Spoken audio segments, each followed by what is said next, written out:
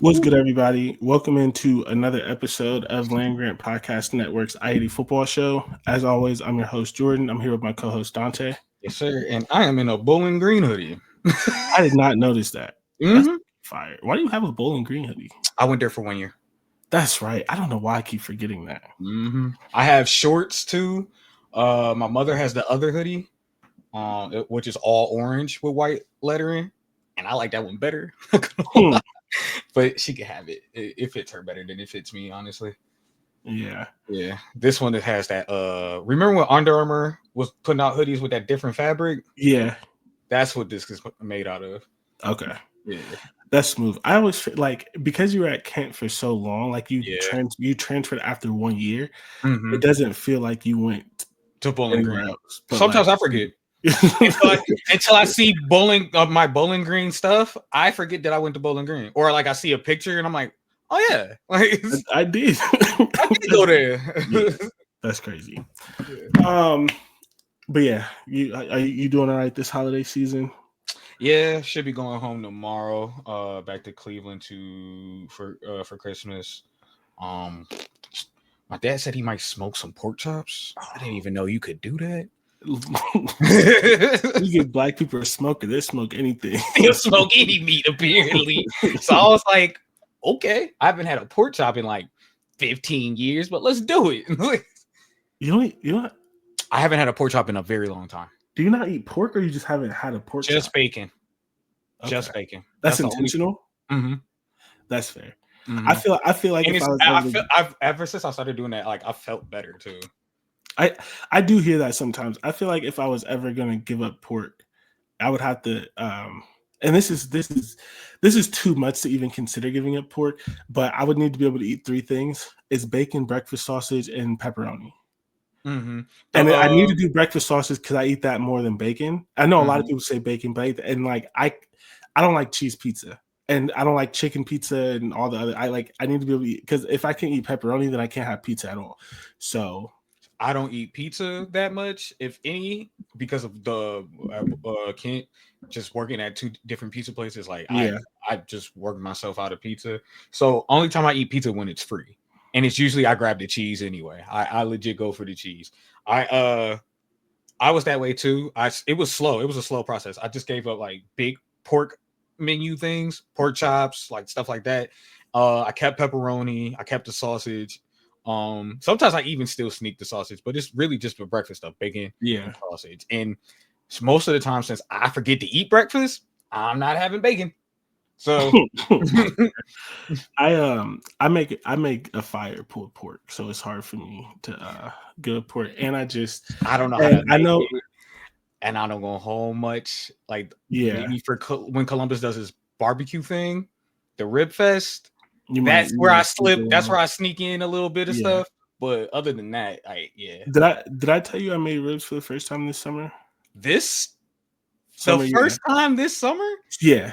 So I grill all the time, but I just never made ribs, and I've been meaning to each year, but I keep forgetting about it. And I finally did it this year. I think they turned out pretty good for the first time. It's just I will never transition to it because I don't believe in it. But ribs are one of the things that are much easier to do on a gas and or like smoker, because you can set the temperature and then control it. So like the tips got a little burnt, but it's grilled food, you can be okay with that. But it's just like a little, just because the temperature control with cold is a little bit tougher. It's an art form. So but no, I know people make it ribs forever, but I just, especially because like I eat ribs, she does. I eat ribs, but she doesn't, and I just want to. And then like when we would have people over, I was just kind of doing, because I was doing a lot of stuff and ribs take a while, so I just never got to it.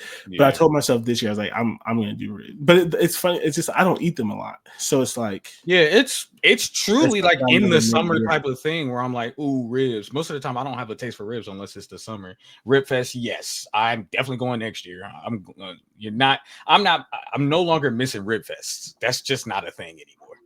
I didn't miss this year. I didn't miss last year. I'm no longer missing that shit. My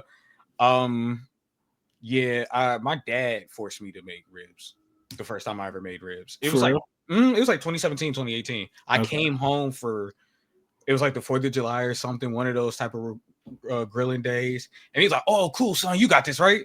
No, no, I'm a guest. I'm a guest. He's like, "Nah, you got this." He's like, "I'll bring you back a beer." You know what? Fine. Yes. Hey, you know, that's why you need it. That's why you need a dad. You know, he put you on. Yeah, Put but you on, I put you on figured the it out. grill by force. Now you can grill. You know what I'm saying? Yeah, I know how to make. I can grill just about everything. The only thing I haven't gotten down right is fish. That's the only thing I haven't gotten down right. I still either undercook or overcook it, and it's pissing me off. I can do salmon on the grill. I can do yeah, can't do it. I can't fucking do it. And I want to do a grilled salmon where I braid it, do a grilled stuffed salmon. Interesting. And yeah, and I want to, because I want to figure that out. I've already done that and put it in the oven. I want to do it on the grill now, and I can't figure out my grilling technique for salmon yet. I got you. Yeah. Not that it matters because you don't eat pork that much, but I don't have a smoker. I do my pulled pork in the crock pot. Oh yeah. But my mom used to do that too.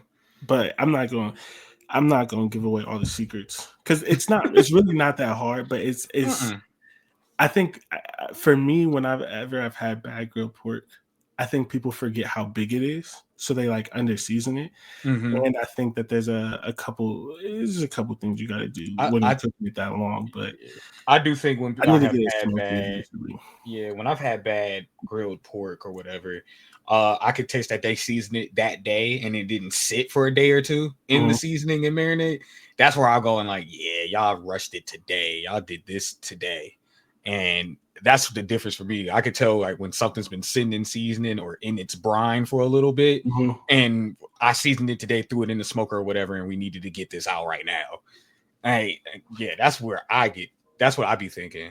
I might be wrong about it, but that's usually I could taste the difference. Like, yeah, the seasoning didn't soak all the way through. So yeah, that's true. But I actually don't always marinate mine overnight, and even in a crock pot, I still get a good crust on mine. At least you know what you're doing. Yeah, but it took me some time. It took me some time. Like with ribs, I'll have it sit for 2 days in the fridge, just sitting in its stuff, and then I'll throw it on the grill the day I'm supposed to be grilling. I ain't grilled it in 2 years though. Damn, I think I perfected my fried chicken, and I was so geeked. Listen. So me, like, I've never I don't know how it's happened, but I've never cooked for Zaria's parents, and they came up for Thanksgiving, and it's the best compliment you can give a man. Zaria's dad was eating. He was like, "This chicken is really good." I said, "Oh." And it's crazy because I forgot to, like, I did everything, but I forgot to season the flour. So I was worried that it wasn't going to be as good.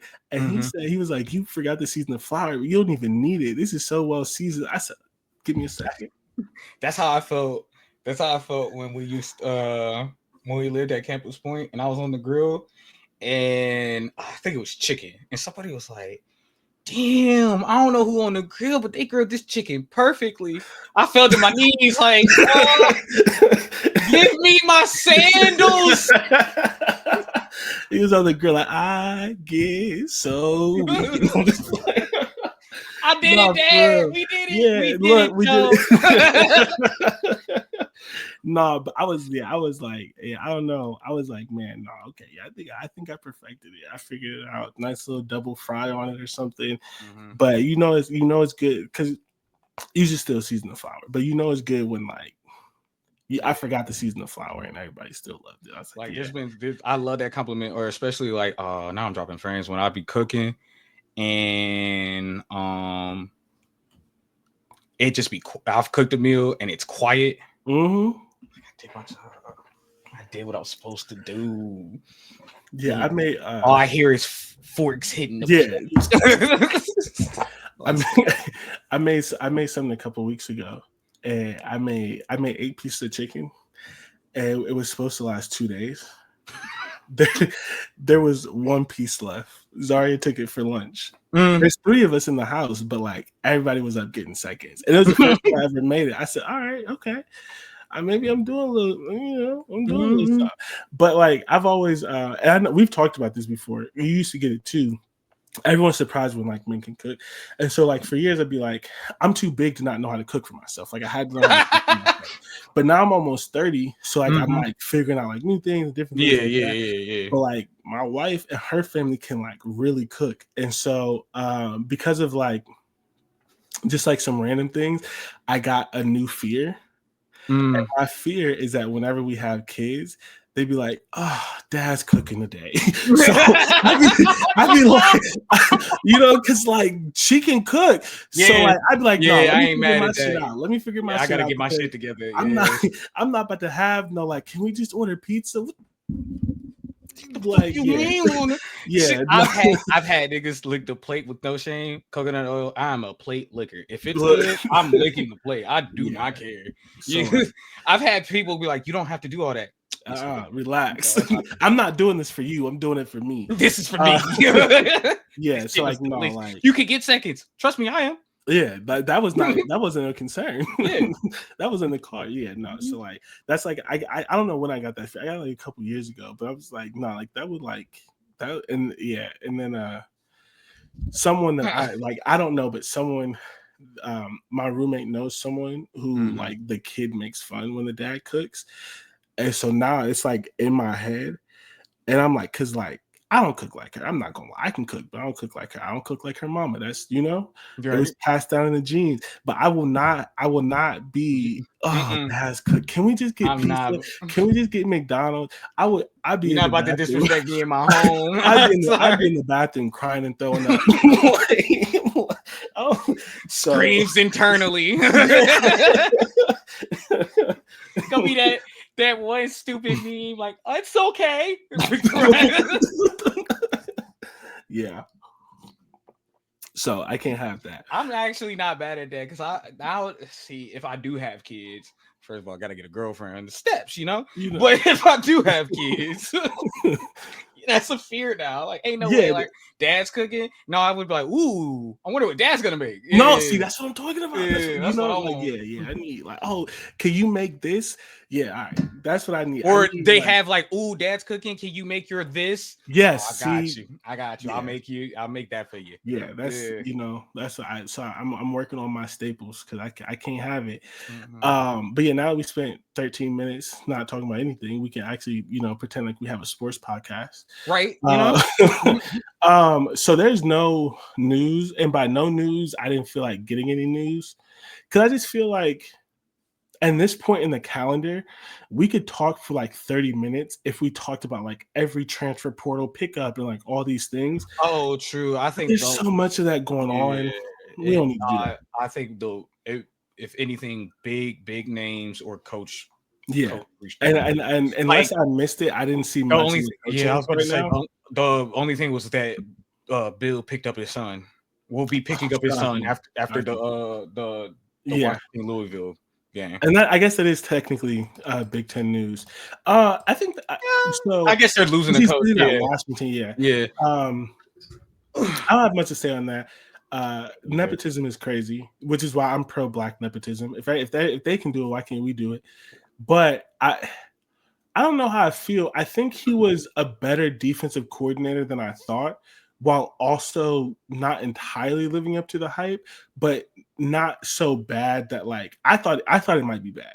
Like like some nepo hires, like I thought like I was about to say Washington's defense wasn't bad for real. Yeah, like he learned something. Like he learned something from Pop.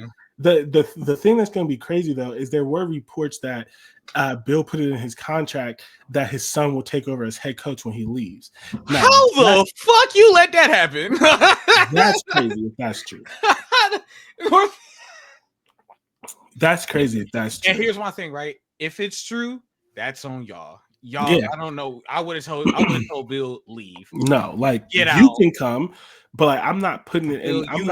You have no cachet in college to be doing something like that. Get out. Like desperate. It gotta be, I guess. Yeah, but all right, we're gonna take our break because we need to take it early, and then when we come back, we have a lot of games. We're gonna briefly go over the bowl games. Almost all the Big Ten bowl games are in this next kind of week span. We are going to review briefly the playoff games, and then we're going to give you our preview because the schedule is weird with the games on Tuesday, Wednesday. So if we don't give you the preview in this episode, y'all aren't going to get it. So that's the show. We're going to take a quick break for the ads for those of you on the podcast platform, and then we'll be right back.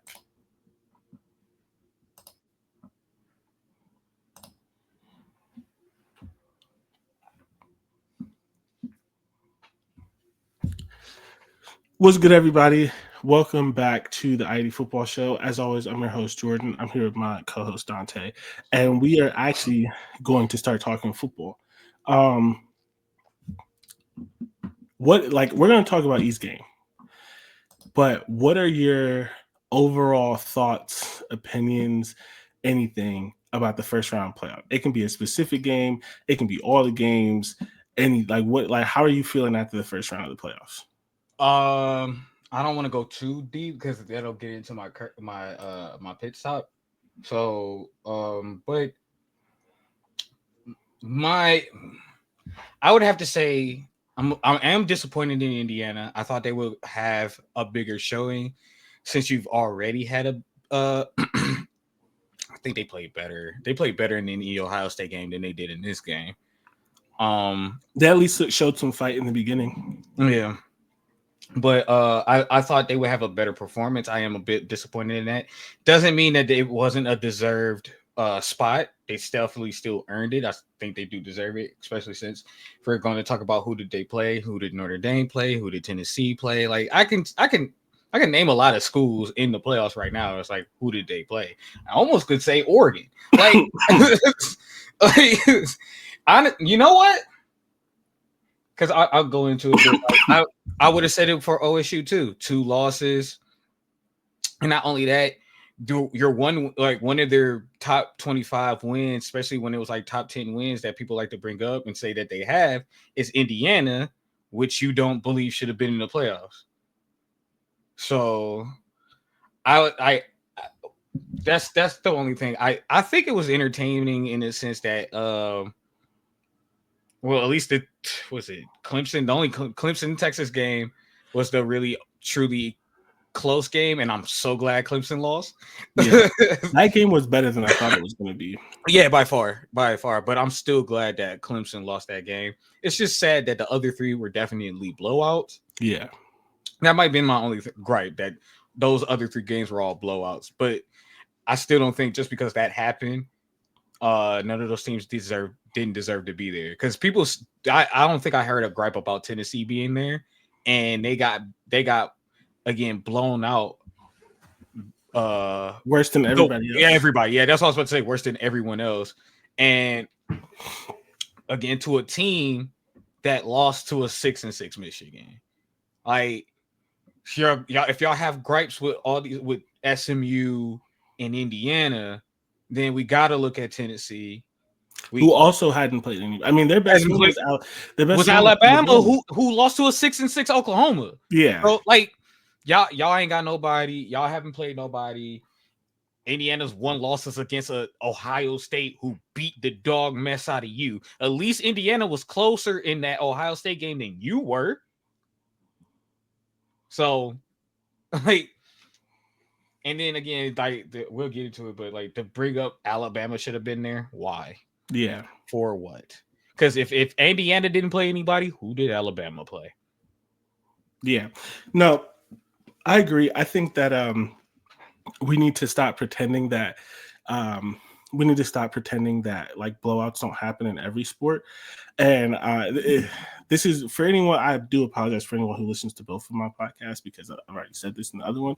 But I think it's important to say again, I think we need to stop pretending that the playoffs expanded for like actual parity, and like the playoffs didn't expand to crown a national champion. right? Like if you really wanted to do the crown the national champion, the BCS was probably fine. The 14 playoff was more than fine. And even in the 14 playoff, there was always one or two blowouts, and those were supposed to be the four best teams in the country. Yeah. So this playoff expanded, the same reason why the NFL went from 12 to 14, even though there's only 32 teams, and the same reason why the NBA essentially went to 20 teams with the play-in. Went from 8 on each side to 10, essentially with the play-in. It's for access and money. It's not for anything else, right? The play-in is not because they really want those teams and think they're going to win a national championship. Half the time in an NBA championship, half the time in the play-in, because it's 20 out of 30 teams, you have teams with losing records. Even in the NFL, you get teams with losing records. Going because they added 14. They didn't add it to make it more competitive. They added it for more money and more TV revenue and access. And especially in college football, the sport that's never had access, they did it for access. They did it so all the conferences can say that they got into the playoffs. They can hang their banners. They can do whatever. And going from 3 games, which was the inventory for the 14 playoff, to what did we say, 10 or 11 games? Something like that. 4 games in the first round, 4 games in the second round, 2 games, 11 games, going from 3 games to 11 games. It's crazy. Like that's huge inventory. And so everyone doing this, like, oh, they shouldn't have been in here because they're not capable of winning the national championship. It was never about winning the national championship. And I also think, and I say this all the time, I think we lose track of the players in this. Yeah. Because those players are still going to remember forever, blowout or not, that they made the playoffs. Not only that, again, one of the biggest gripes with how the BCS in the 14 playoff was set is that we kept seeing the same conferences over and over again. And when you're saying that or the same teams, we're seeing the same schools over and over again, besides one flipping every so often. But it was Alabama, Ohio State, Georgia. Most of the time. Yep. So and Clemson at the very beginning. Yes, Clemson at the beginning. So stupid beard. Yeah, I need a haircut. Like this is awful. But so that was the one gripe. So like where you're saying like a school like SMU doesn't deserve to be there because they're saying because they didn't play anybody. That's not true, and it's also not fair. Because then you're saying, well, Alabama should have been there inside of SMU. So then why did we go to the 12-team playoff then? Yeah, why did we play the games? Why are we playing the games? Not only that, why did we expand? Because the whole expansion was to be like a team like Penn State, who's gone 11-1 over and over and over again, can't get in because they didn't win the Big Ten. Yeah. Because they didn't get a chance to play in the team. Yeah, it was for that Penn State. It was for Washington. Yeah, Boise States and stuff. Oregon, like Oregon would have made it last year. Oregon lost. The only 2 games they lost was to Washington, but they were a really good team. They didn't get in. They could have done some damage. Like it's for the teams that still played well. Because you never know. Because what if Indiana came out and destroyed that school? Who did they play? Notre Dame. Yeah. Notre Dame. What did they came out? Who did Notre Dame play? Nobody, and they lost to NIU. The only school they played, like we said, was a 6-6 USC, who they struggled against. Yes, and against I don't know if Indiana played USC. If they no, they didn't. No, but they played a few schools who did play USC who they didn't struggle against. So you play. Like when Notre Dame came out and had a good game. If Indiana came out here and destroyed Notre Dame, then what? Right. Because it's not like you're going to be like, because as a player or as a coach of Indiana, I don't want to hear any pundit be like, well, I guess we were wrong. Just shut up. They just didn't play well. Yeah, they just had a bad game. Because here's my thing, right? Didn't have a bad game. But... Yeah, because here's my thing, right? What if that was Alabama and the same thing happened? Then what do you say? I mean, everyone made the SEC argument, and look at what happened to Tennessee. Look what happened to Tennessee. And everyone, especially Ohio State, everyone was down. on Ohio State. Like, this isn't an Ohio State that rolled everybody and was like, Nope. people picked Tennessee to win. That's People one of were their concerned. A 5 lot of people big were, wins, like blowout wins this season. yeah, a lot of people were like, can they recover from the loss? Even like Even us, Ryan we were Ryan Day was doing interviews where he looked depressed, and I'm like, how is he going to motivate this team? we weren't sure. Genuinely, it looks like this interview looks like he's trying to convince himself. Not that he's trying to convince the fans, he's trying to convince himself. He looks so down. And they like so, and I don't want to get stuck on this. I think we've talked about it enough. But the one thing that I want everyone to remember, whether the game is good or bad, last year, for example, Ohio State, Missouri would have been a playoff game.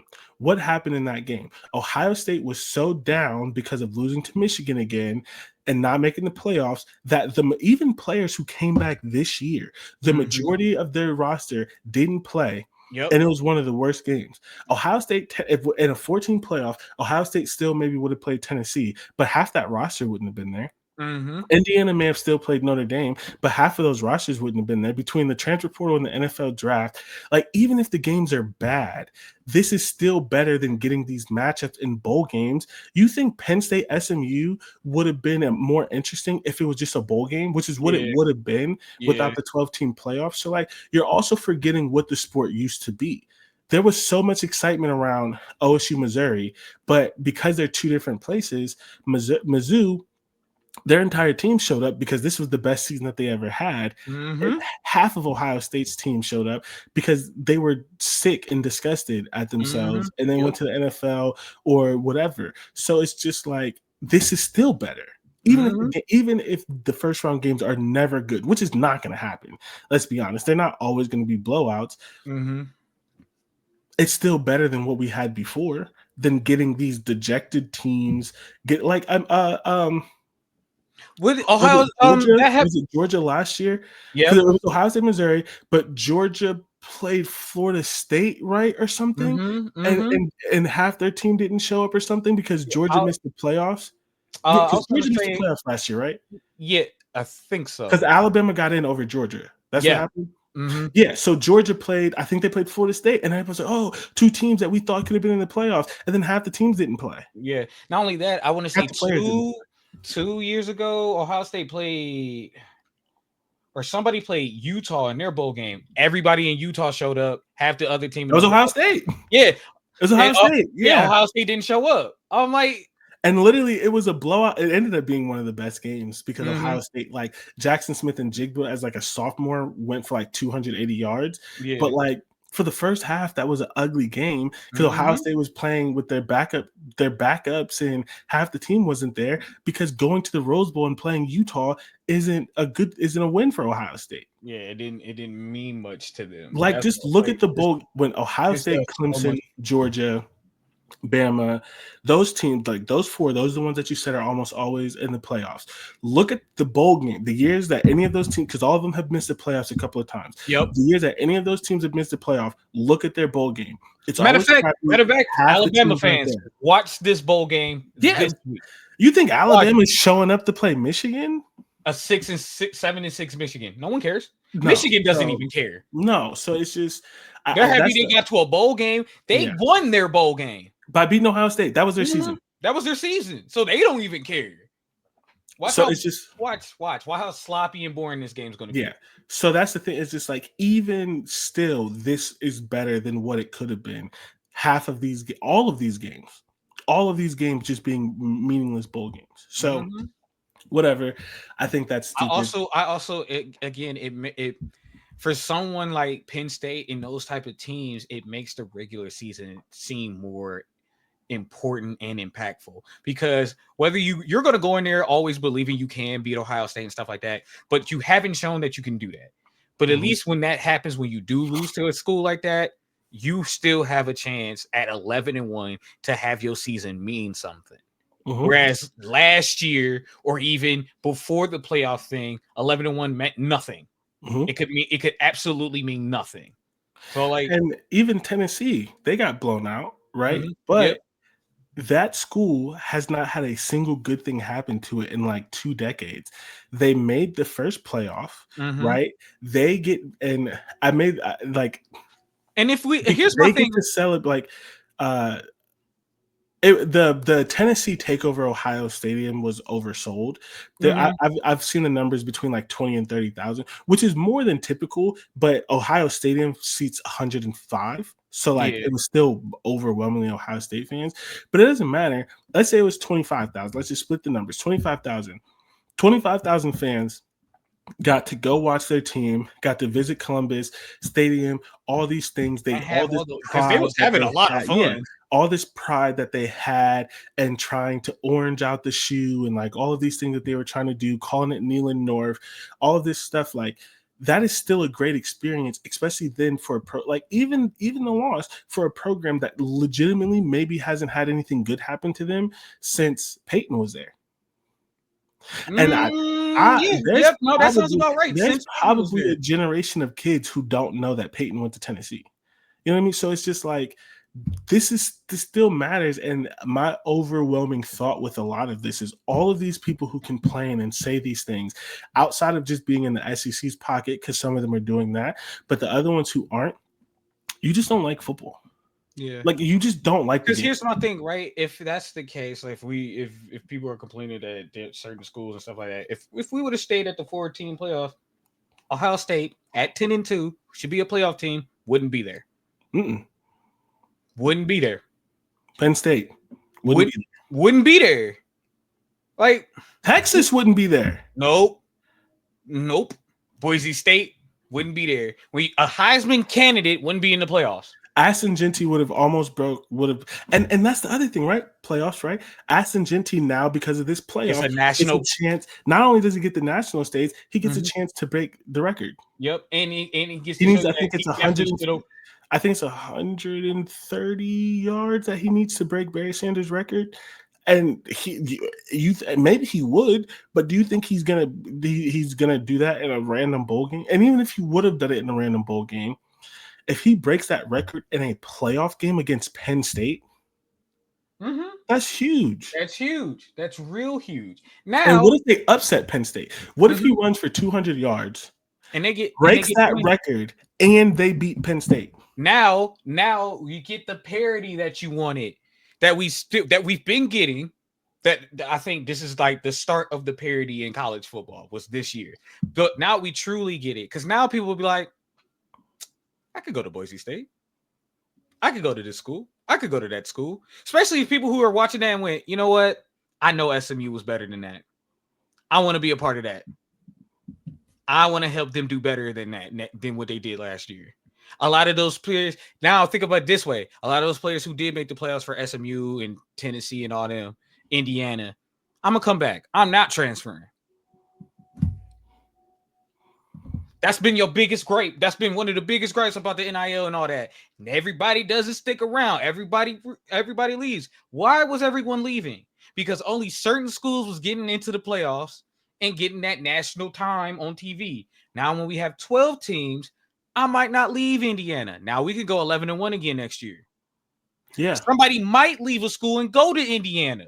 Instead of Indiana getting, well, Dante, I don't know if you saw it. No. Do you know who just signed to Indiana? I don't. Roman Hemby. Really? Yes, he signed today. Wow. Forgot to put that in the show plan. For those of you who don't remember or don't know, was if you listen to the show, you do, because he's one of our favorite running backs. Roman Hemby is the running back from Maryland, who for 2 years we've been complaining that they don't use him correctly. So Indiana instead of going to the league, oh yeah. So now instead of being on a downtrodden Maryland, he's about to go to Indiana as Indiana reloads to try to do this again. Yep. Mm-hmm. Yeah. How's that not fun? How's that not cool? I think if you're really truly complaining about it, you don't like the games. that is my feeling. That's you don't like the games. The whole complaint about everybody transfers to the same school, everybody's trying to go to the same schools again would come back up if you're talking about Indiana don't deserve to be there, but Alabama did. Like, well, then no one's gonna go to these different schools. Yeah. Or they're going to leave those schools and you're going to be like, damn, we can't keep nobody. Everybody's transferring because y'all keep putting the same schools on the national stage to go to these playoffs. And ultimately win the game. win. Yeah. Bama went 11-1. I mean, Bama went 9-3 and lost to 9-3. Oklahoma.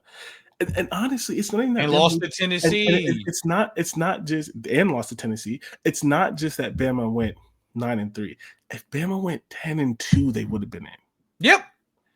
10-2. All you had to do was win that Oklahoma game. 10-2. That's all you had to do. And if we're being honest, even at 11-1, if 10-2 Bama's getting in, do you believe that? Because I believe it. Yeah, probably. Whether it's right or wrong. Yeah, it's either SMU or Indiana. Or or SMU's not in there. One of those two. It probably would be SMU. Well, no. Either way, one of go? those two. Where did Clemson go? Clemson won the ACC though. Damn, you're right. So they've been in, but like Texas might have been out then. No, because they were in the championship game. It would be one of SMU or Indiana. Okay. And all Bama had to do was go 10-2, and they couldn't do it. So no, they didn't deserve to be there.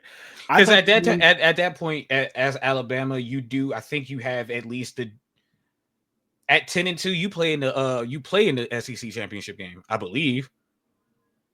Yeah, I think, or at least you get a chance to be considered to play in that game. At 10-2, do they get in? Oh. Maybe they might because they'll have a better SEC record because Oklahoma's an SEC team, so they might. I'm not fully sure. They would at least been in contention for sure. They'd be in contention because I think they're only they lost to Oklahoma. They lost to Tennessee. I can't think of the third team. Georgia. No, they beat Georgia. They beat Georgia. Yeah, I think they would have got in over Georgia. It would have been Alabama, Texas. I'm pretty sure it would have been. I'm pretty sure because they beat Georgia. Alabama. They beat Georgia, and they're they would have been 10-2, and they're 7-2 in the conference. With the win over Georgia. Mm-hmm. And they would have been 7-2 in the conference. The other loss was Vanderbilt, right? Yeah, they lost to Tennessee, Vanderbilt, and Oklahoma, right? Oklahoma, yeah. Yeah. So if you don't lose to Oklahoma, you have 2 losses in the SEC. You definitely play in the SEC championship game because you beat Georgia, and I think Georgia also had 2 losses in the SEC. So yeah. And now you don't complain. Now shut up. Yeah. Because now you're going to be in there because you take over Georgia's spot, or you're going to be in there. Georgia doesn't make the playoffs, so you're definitely going to be in the playoffs, and then you can solidify your spot in the playoffs by winning the SEC. But you lost the Oklahoma game. Tough titties.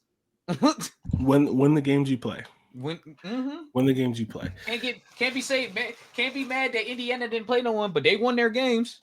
Yep. Alabama, you didn't win your games. You lost to Vanderbilt. You don't deserve to be there. No. Because that's the one. It's either Oklahoma or Vanderbilt. Don't lose those 2 games. Yeah. Don't lose any of those games. You could have beat Vanderbilt and lost to Oklahoma and been fine. Yeah. I think the funniest thing, because you're a Bama fan, I think the funniest thing about this is everyone's talking about how crazy Ohio State fans are, and everyone's saying that Bama should have got in. You know who's not saying that? Bama fans.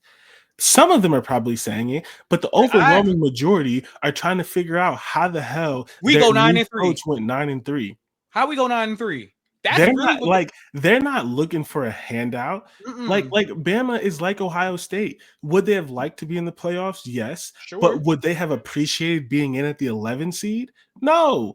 Because Bama shouldn't be going 9-3. That's not their standard. And honestly, since we did go 9-3, I think we lose in the playoffs. Now I'm going into this playoff game going like, bro, why are we even?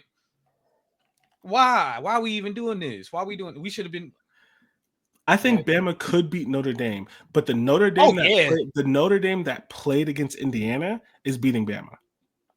Bama could beat Penn State. But and Penn State didn't play that great offensively, but that's been their kind of MO. But if that Penn State defense shows up, Jalen Milroe's not throwing the ball anywhere. Yeah, but that's the thing. Penn State still beat. So who was Bama beating? For sure. The thing is, I could have said that if we get the Alabama that beat Georgia. Yeah, they beating both of those schools. But it's not a guarantee. But you can't. It's not a guarantee because again, we got an Alabama that couldn't put up 10 points against Oklahoma. Yeah,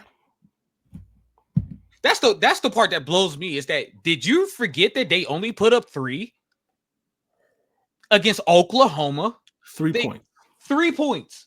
Why would you think a team that could only put up 3 points against a 6-6 team should be in the playoffs? What are we even saying here? That makes no sense. And like we said, I already said, since we talked about Bama, Michigan, it's probably going to be a boring game because most of Bama's probably not going to be there.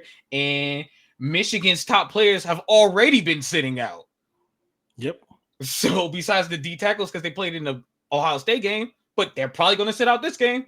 I'd rather not get hurt. Yeah. How old is Jalen Monroe? This is 3rd season, right?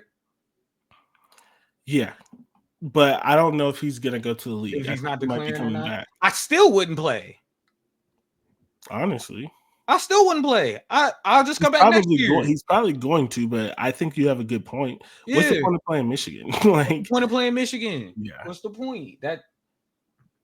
That's not it's not even worth watching. I'm gonna watch. I'll watch it because I'm a fan, but yeah, and I'm off work, whatever. But like, it's not worth watching. It's not worth watching. Every other game on this list, actually that's on Christmas. Watching. That's on New Year's Eve. I actually may not be watching that. I think you might be right. Oh no! I'm sorry.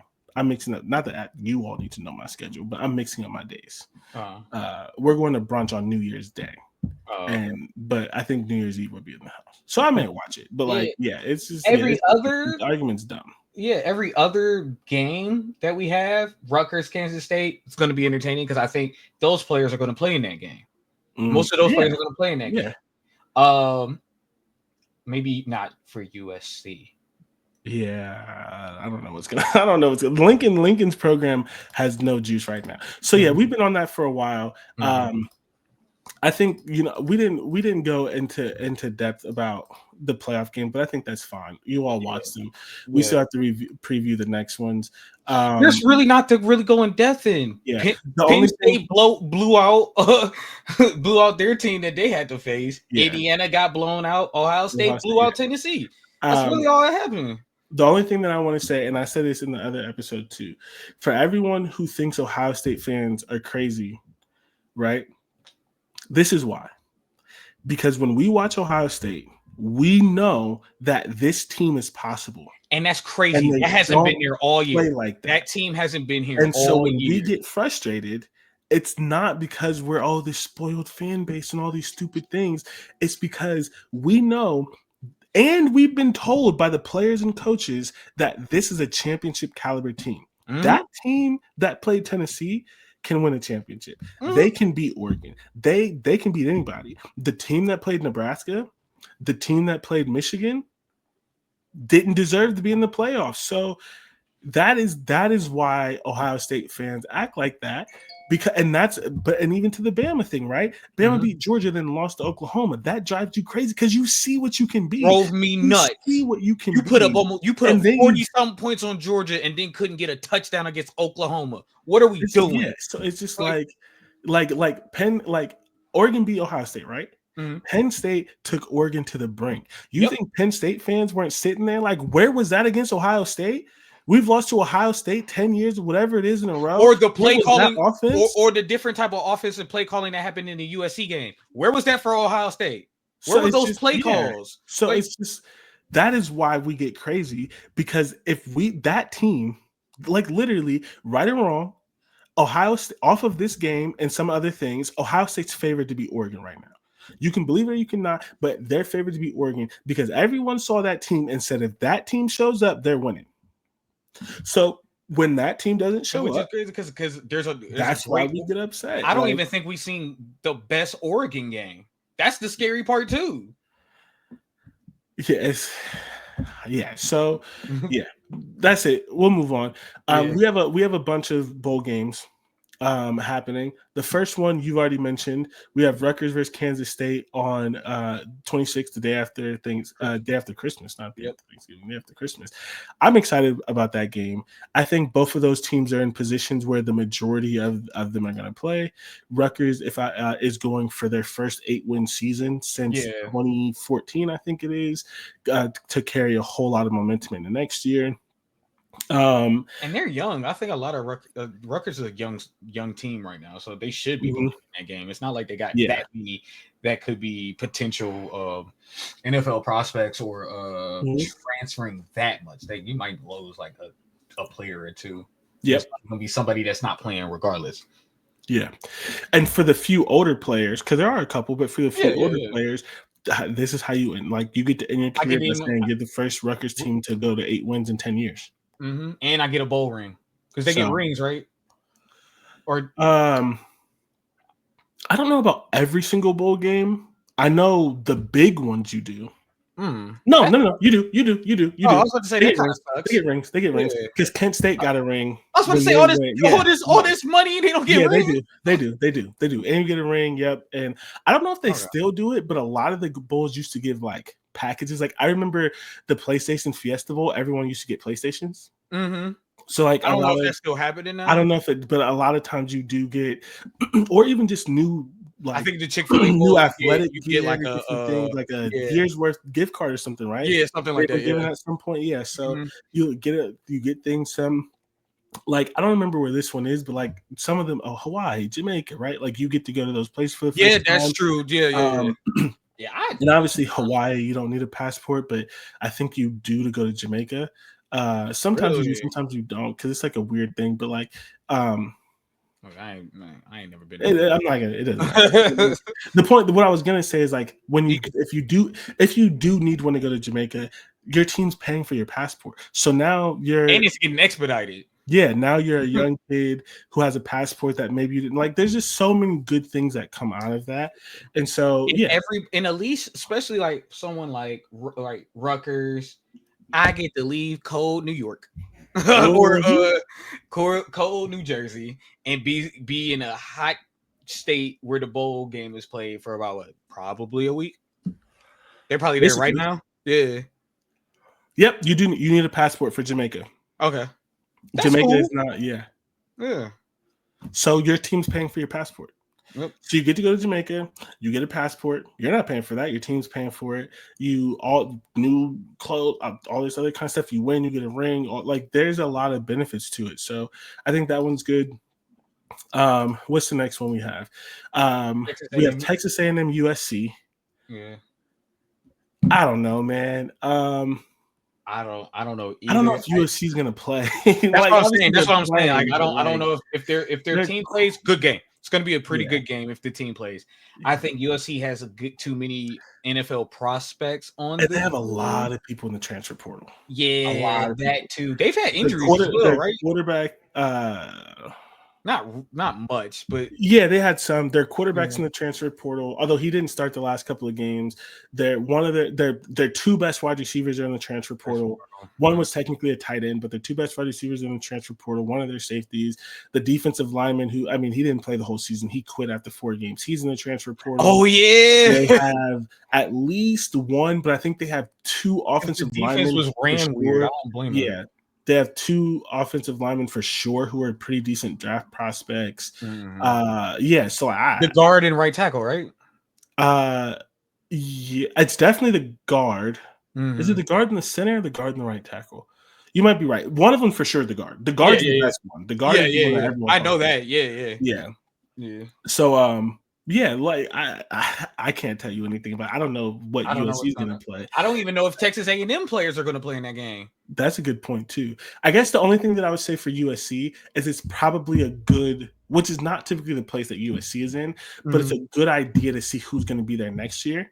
Because a quarterback, with all these people leaving, it's going to be the young guys who are going to be like fighting for a chance next year. Right, of course. Which is not typically the position USC is in, but maybe I think a lot of these schools better get used to that. I'm not gonna lie to you. As long as it's gonna be just as bad next year, but that's I'm just saying, as long as that there is this 12-team playoff and teams can look good and make it to the playoff, you as a big school are going to be losing players because especially because I think Indiana has great coaching and a great culture, so I'd rather go there than USC right now.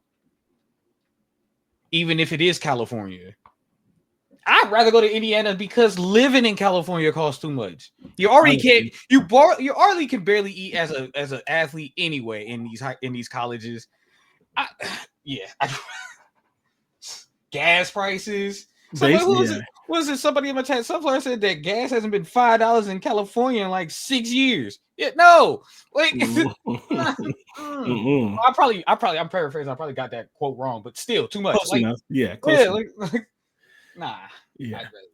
Boston College, Nebraska. I'm going to that game. I told you that, right? Yes, you did. I'm very excited for that one. That's going to be a really good game. Both of those teams are playing. Yep. Somehow it seems like Nebraska's keeping Dylan Raiola, which is huge. That is very lot of doubts. I thought he was convinced myself he was gone. So yeah, I convinced myself. I want to say week 8. He was out. I was like, he's gone. He's out of here. He's there. So that's going to be a good game. Cool. Bill O'Brien, somebody, a running back for real.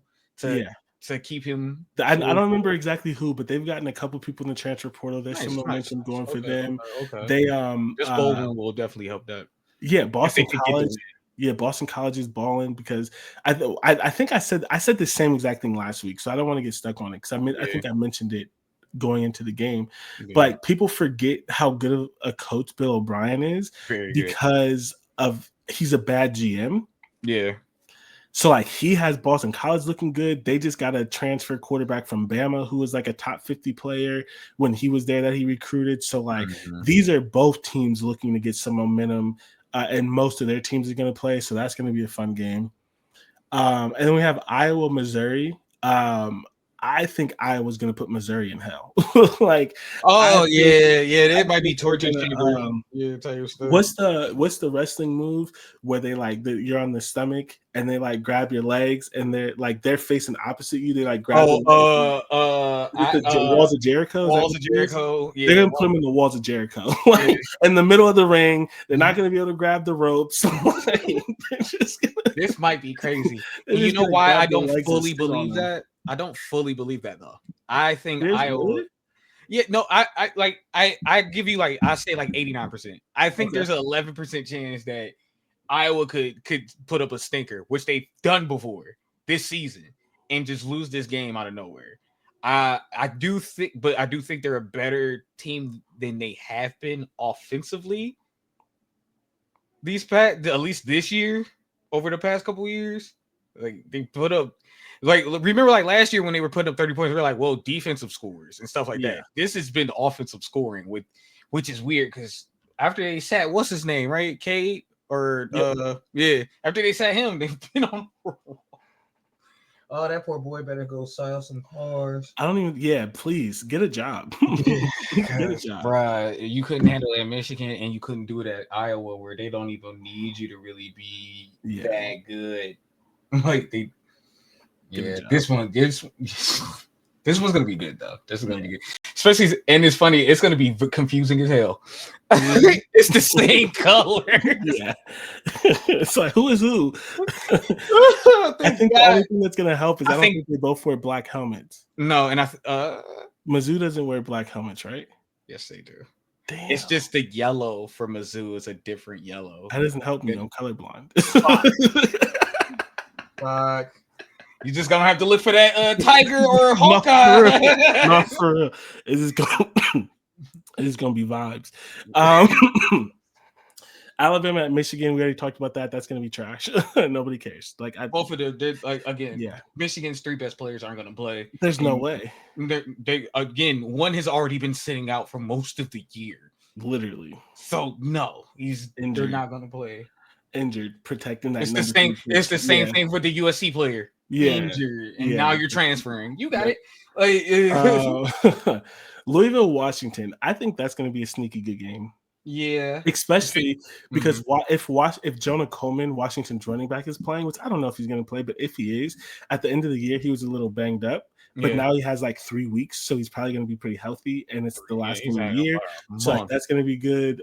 Louisville, I think that's going to be fun. I think that's going to be a good game. South Carolina, Illinois.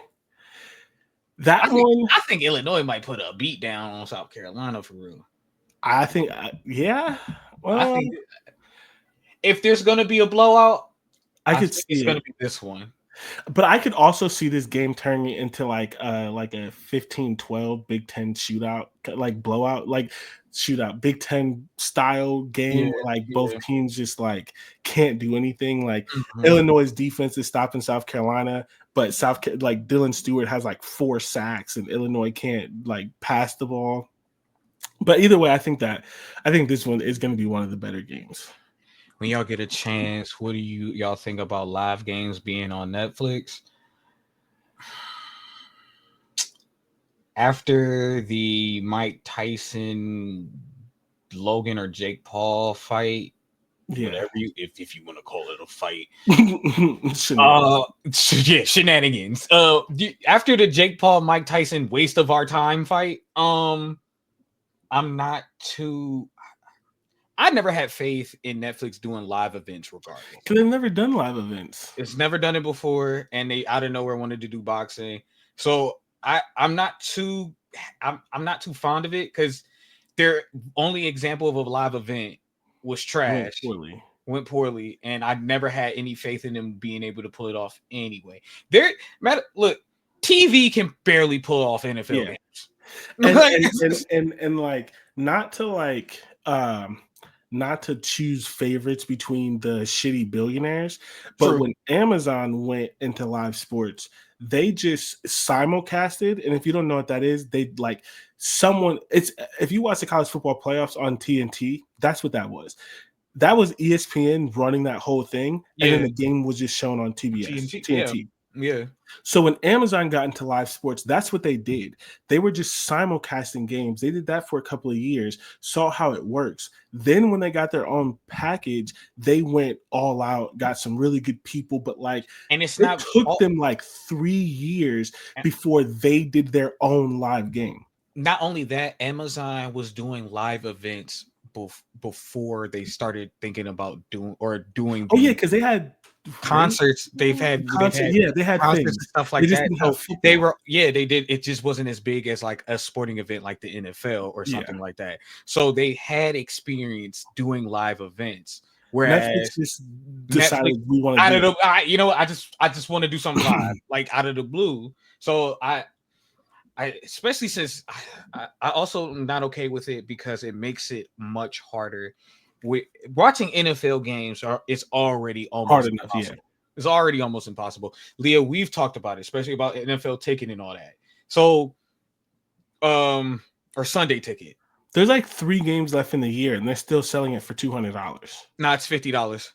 It's 50 now. Yeah, it's 50 now. I swear, last week it was 209. Nah, I literally.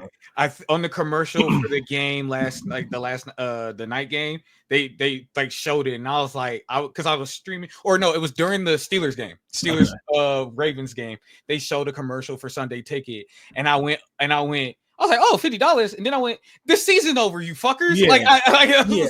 What the NFL is so stupid that even the Saturday games, $50, so it was 2 weeks ago. It was still 200 then. Yeah. Even the Saturday games, you couldn't watch all of them because the Texans were playing on Saturday. And I couldn't see the game. And I'm like, oh, it's Saturday. Of course, I'll be able to watch that one. I couldn't see it. I had I don't remember what game it was, but it wasn't good. So it's just like that. Which is weird because I think that was the only game on television. The Houston Texas game on Saturday. I'm telling you, it wasn't on my TV, and that makes no sense.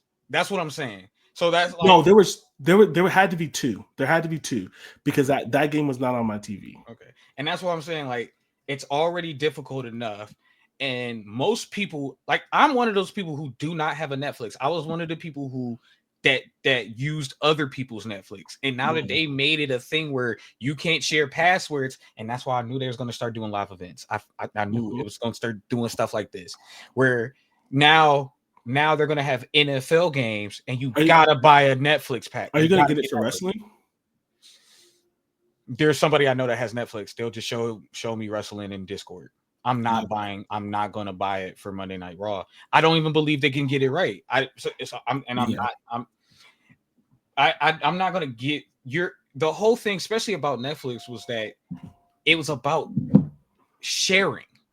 Their whole model was share the password, and then they took that away. I'm cool. You don't need, and then keep raising the price at that. football broadcasting still confuses me. I think it's ass.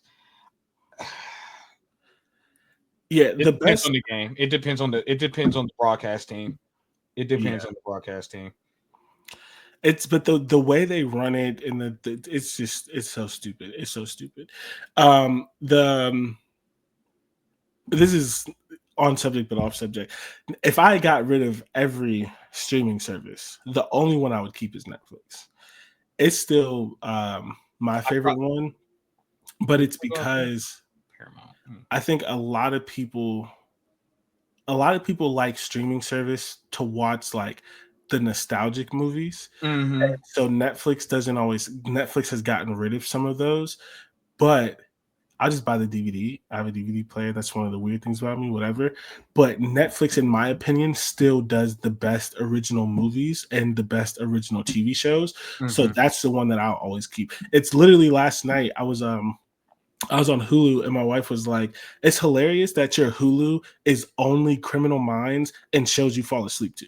My Hulu is literally Criminal Minds, Family Guy, Bob's Burgers, American Dad, and what's the Hank Hill show? King of the Hill. King of the Hill. Yeah. Because like if I don't want to watch anything and it's like an hour before I go to sleep, I'll put on one of those just to, like laugh and I go to sleep. That's all I watch on Hulu. I haven't found a good thing on Hulu in a while. Occasionally I'll find a good like crime documentary. So like I keep Netflix for that. That's for any of you who still have Netflix just dropped a movie called what is it called? I was gonna say Con Air. It is definitely not called Con Air. I love that. It's something. It's something. That's true crimes. Yeah. It's something. Carry on. Netflix just dropped a movie called Carry On. The TSA Christmas. Yes. Oh, okay. Is it? Because like, you know what's funny? I'm not gonna say it's great. Like don't take this as like a glow, like a super glowing, but like it's good. It's okay. Because I know when I remember I was watching the trailer and I was like, oh my god, not another romantic comedy for it's not, movie. But it's not. And then it flipped. I was like, what the hell am I watching? No, it's good. I'm gonna watch it tomorrow. Like, I might not be able to. I'll be going to Cleveland tomorrow, and I don't know what time I'm going to Cleveland tomorrow. Yeah, so like I keep Netflix for that. I think they still have, and especially if you like, Jesus, some of the best shows that I've watched in a long time are like Spanish or French shows. They like because I like thriller and like crime stuff. They be going crazy. Like they be going like I watched this one. This girl died at her engagement party.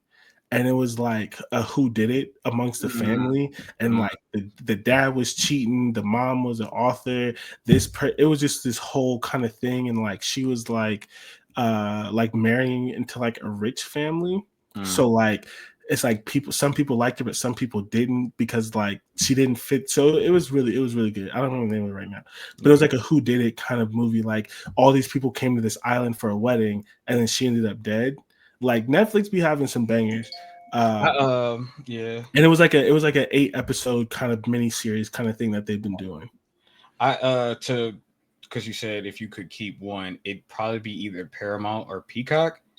Peacock would be 2 for me. Yeah, because at least because I don't use it much, but Peacock still has all the PLUs for wrestling. All the pay-per-views are put on Peacock, and that's why I would probably keep that. Whereas most of the stuff I have, I don't pay for. I don't pay for my Crunchyroll. When I had a Hulu, I don't pay for that. I do have like 3 people's Hulu accounts that I could log into. Just haven't. Yeah. I need to get Paramount. Yeah, now Paramount has all the old Nickelodeon stuff on it. Yeah, and it also has like Dexter. Yep, and I don't. It has the new one too. That's what to say. I don't know how I feel about it, but I want to watch it because some of the casting is spot on. Yeah, like if y'all watch Dexter, Angel and Maria LaGuerta, that casting was crazy. I'm like, did Angel have a son? Who is it? Like Paramount? Did they take him? The new Dexter. No, that's what I'm talking about. Yeah, okay. Netflix has Dexter. Like, yeah, Netflix always has Dexter. They'll get rid of it, bring it back, get rid of it, bring it back. Yeah. But the new one is a prequel. Yeah. And so they had to get them to look the same. And one of the reasons that I'm interested is Dexter had a lot of flashbacks. So the prequel has to stay true to the The flashback. flashbacks, So like yeah. if any of you like really watched it, and maybe you saw this commercial, so maybe I'm talking to nobody. There's a scene in Dexter when the dad is in the hospital and he like gives him permission because the nurse is what do they call it? What do they call it? I don't remember. There's like a name for hospital people who like kill people, like in like angel of death. I think that's what it is. It's like an angel of death where they're like, "Oh, you're so injured and sick, so I'm just gonna kill you and give you mercy." But like the people don't want to die. So like the nurse was gonna kill the dad because he was dying of cancer or some shit. That flashback is in the original Dexter, but because the new Dexter is a prequel, they put that scene in Dexter. Yeah. But with the new cast, of course. So like Right, I'm yeah. kind of So we're gonna interested. get a full Yeah, scene of that instead of just a right. flashback moment. Yeah, Right, we and get but the I'm full kind of play out of it. interested Yeah. because Dexter had so many flashbacks to see how they stay true to that. So Mhm. I need to get Paramount eventually. But Cause I remember because I loved Dexter until like yeah, season 5, 6, whatever. yeah. I don't know what season it was, but it was one of anyone those. who's a normal human being fell off of Dexter when his adopted sister fell in love with him. Yep. And it's like, dog, what? Yep. Like, come on, Yep. bro. Like, this was going so well. Yep. It's like, do I love Dexter? Like, oh my. And then she found out he was a killer, and she was annoying as fuck, and that was crazy. Fuck. And Oh then my the ending was god. just the absolute worst. I didn't even get there. The ending is like this is so off rails of this Oh conversation, yeah. and Dexter's been out for a while, so I'm just gonna tell you Mhm. the ending. So he, oh my god. There's a woman who is killing people through poison. Mhm. She, but like, long story short, he scouts her, thinks about killing her, doesn't. They end up dating. Maybe they get married. She's a great wife and a stepmom. The kids love whatever. Like he has a family. They're doing all these good things. A hurricane happens. A bunch of his bodies start coming up because he put them in the thing or whatever. But she already knew. Doesn't matter. The worst part about it is she's like, dog, I don't care. I kill people. You kill people. We're both trying to stop. Your kids love me, both your stepkids and your actual son. Mhm. And this nigga goes to a fucking island to be a log fucking a wood chopper and leaves his kid and his wife. That's the That ending. He's like, oh no, my dark passenger. I'm gonna go into fucking solitary and leave my kids, which is anti his entire storyline. The only thing he ever yeah. cared about is his kids, and he's gonna leave the woman who like his first wife loved him, but she didn't know he was a killer. The woman who really loved you knew you were a killer. Your kids loved, including the stepkids, all this shit, and you gonna leave in the middle of a hurricane to go chop some fucking wood? It was dumb. It I'm was fucking stupid. so It was glad fucking I stupid. didn't get to the end of It that. was downhill And as you soon went, as Dad you went, fucking fell yeah, in love with because I him. This remember, was weird. because I remember I got into Dexter because of my friends, because they were one of those people that like loved it. So I watched all of it, and then like his sister started to fall in love with him, and I was like, I'm good. This story makes Yeah. zero sense. But then I started watching Game of Thrones, and I finished Game of Thrones, and I Yeah. was like, I'm never going back to Dexter. That's hilarious. It was like We the didn't. end of Game of Thrones. See, we don't have time for this. When I got Yeah. to when I finished Game of Thrones, I was like, I'm never going back to Dexter because y'all Yeah. keep telling me the ending is terrible. I don't need to watch it. I'm Yeah. not gonna piss myself even more. Yeah. Piss myself off even more. I'm gonna give, because this is our podcast and I can do that. I'm gonna give my Game of Thrones hot take, and I don't care how you all feel about it. I think the ending made sense. I think they rushed it so everyone felt bad about it. But if you need to end the Game of Thrones as a concept, Bran was the only one who could do it. Outside of it being rushed, I think a lot of people forgot what the show was about. And because like they killed the main character 2 episodes in, but because they had been there so long, people grew really attached to Jon and to Daenerys, and so they wanted them to win. But the show was never like they were never going to win, and like they gave in my opinion, they gave a lot of like You can disagree on if Daenerys should have turned into the Mad Queen, but from fucking season 1, they gave insight that was going to happen. And then when you see your best friend get pushed off a goddamn building, I would burn the whole fucking city too.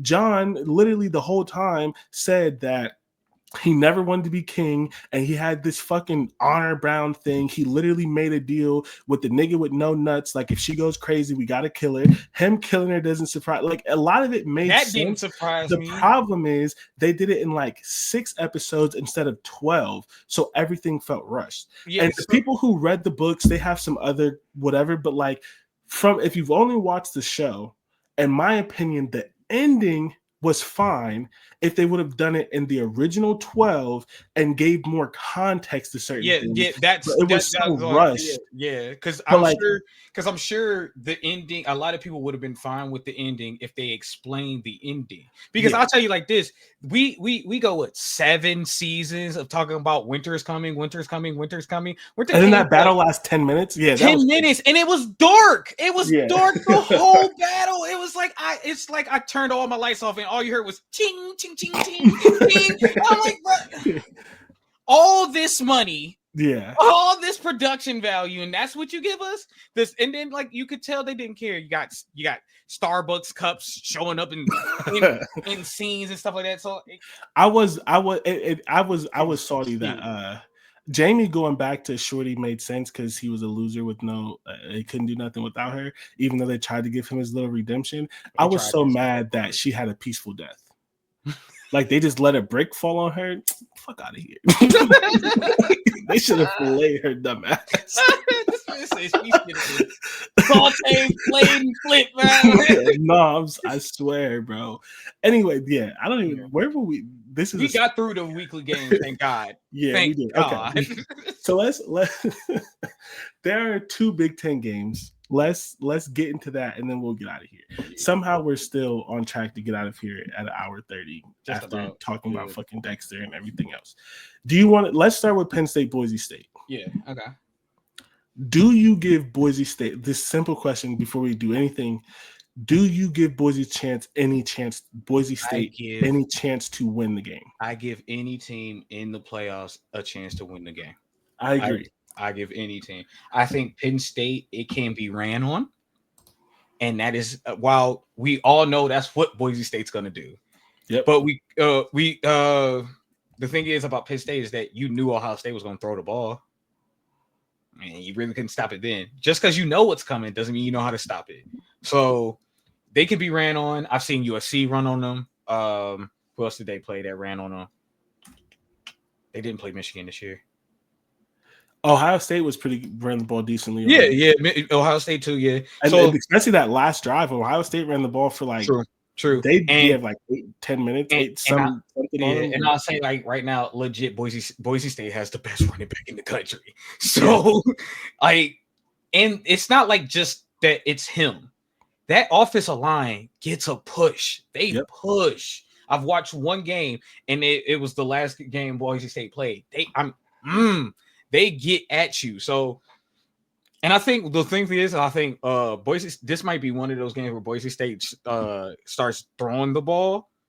And their quarterback isn't great, but he's underrated. He could do, like everyone that says that their quarterback is not good. I don't think that they've watched enough. They didn't watch the game. Yeah. He's not the best. He does what he needs to do. Yeah, and especially when you so focus on the run, like you do have to like. Nothing helps an average quarterback better than a great running back. And even like the UNLV game, right? Like he literally. It was literally 2 yards, 3 yards, 4 yards, 2 yards, 3 yards, 3 yards, 4 yards, 2 yards, 75-yard touchdown. Yep. Like, and Boise State has Penn State hasn't been as good at running the ball. Nope. And Boise State has the 23rd rushing defense. So there's a good chance that they can shut down Penn State's running game, and then it puts it on Drew Aller. Drew Aller has been very up and down, and Penn State has been wide receivers. No, they just had that one tight end. I think, who's great. Like, I'm not. Let me not act like he's just.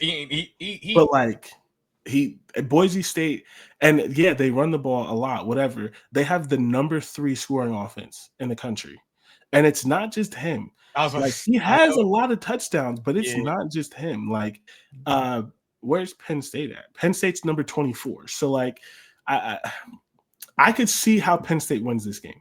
Oh yeah, easy. Sure. Yeah. But I also can see, at bare minimum, I think this game is close. I don't think that this is a blowout. I think that okay, we kind of agree. The next question, and I want to see if I can get the actual stats. Aston Genty. I will say I think this might be while Boise, this is a nice year, nice Cinderella year. I think there's something about Penn State right now, because while you're right about Drew Aller being up and down, Penn State as a whole has been this. Yep. For the end of the year. So that's why. So I agree, but I disagree with that. I think their offense played like shit against SMU.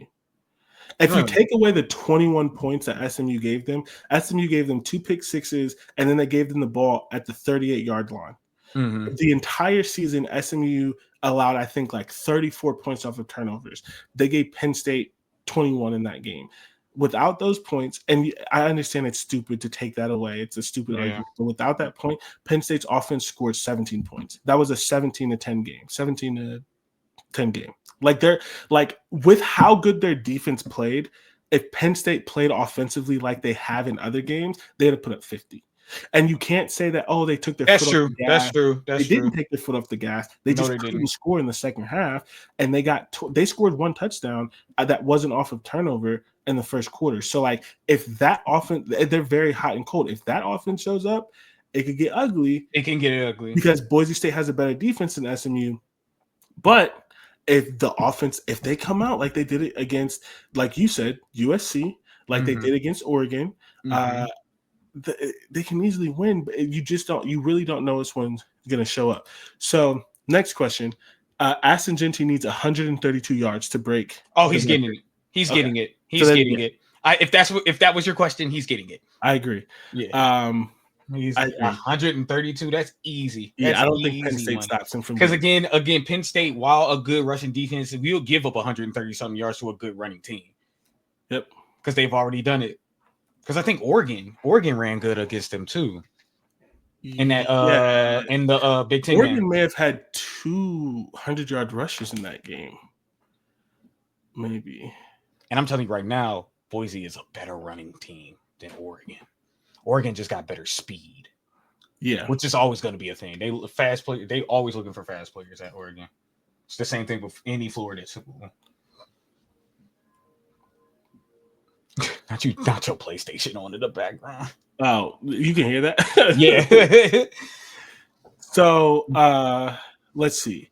Bowling Green ran for 121, 4.7 yards per carry, but Bowling Green shouldn't have been able to do that. They played Bowling Green again this year? Yeah, and Bowling Green almost beat them. Bowling Green, they beat Bowling Green 34-27. USC ran for 100. Hold on. USC ran for 189 yards, 7.9 yards per carry. Ohio State ran for 176, 4.4 yards per carry. And Oregon ran for 183, 4.3. Almost every other team that they played is under 100. So the average or not good, they shut down. But they've given up more than 150 multiple times. They've given up over 4 yards per carry. They gave up USC 7 yards per carry. That's crazy. Yes. So it's not a guarantee that you can run on Penn State, but when you run on them, the floodgates open. Yeah. It's either they keep you at like 70 or it's 150. Like there's no in between. And I think that this is going to win or lose. I think that this is going to be 180, 200 as a team. Their core, Matson is a sneaky runner. So the one, and I give Penn State a couple of advantages, but the one thing that could really if there's anything that could make this a blowout in Penn State's favor, is if every time they try to throw the ball, Abdul Carter just wrecks it. Yeah. I think they'll run the ball a little bit, but they're going to have to throw occasionally. And if every time they have to throw, Abdul Carter's in the backfield, then they just don't have a chance. And so because that's kind of one of Matson's kind of like sneaky qualities.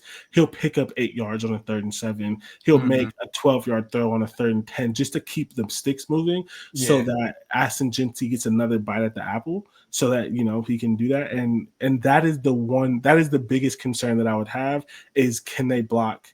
Because I don't know what his final stats ended up being, because he was held almost the whole game. But Abdul Carter single-handedly destroyed SMU. Like, that was one of the best games that I've seen him play. Like, every time I looked up, he was being held. He was in the backfield. So I think I'm still picking him to win. Are you picking him to win? Oh, Penn State, yeah. But I just don't think it's as. But I mean, I thought the SMU game could be close, so maybe it's not. What I will say is, if this is a blowout, I'm gonna give Penn State a real look at making the Natty, because their next game would be Georgia without their starting quarterback, or Notre Dame. They beat Notre Dame. And if Georgia without their starting quarterback, they probably beat. Yeah, they could beat Georgia. They could beat Georgia. But they beat Notre Dame. Yeah, I agree. Okay, so Ohio State, Oregon.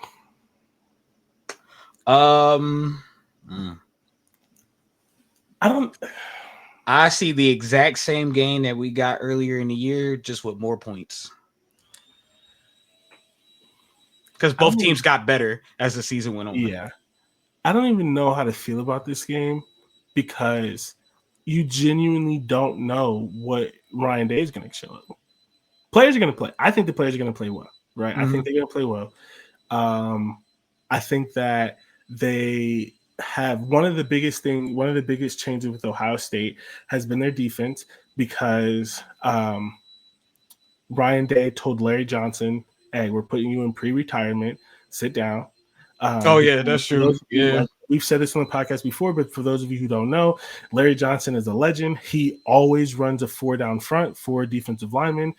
Jim Knowles operates between a 3 and 4 down front, depending on the play call. And for the 2.5 years up into the Oregon game and after, let me do this. Up into the Oregon game, in the 2 years previously, Larry Johnson was basically refusing to take a defensive lineman off the field. So Jim Knowles was essentially calling defense with his hand behind his back. And after the Oregon game, Ryan Day, and then the Nebraska game, Ryan Day finally – well, actually, no, it was after the Oregon game. Part of the reason the Nebraska game was like that is they were trying new stuff. And so it was a little iffy, but it's gotten much better since then. That's why you try that stuff against a team you should beat no matter what. Yeah. After that, the defense has it's a weird number. I don't remember which one. The defense has either allowed 0 or only 2 passing touchdowns in the 7 games since they played Oregon.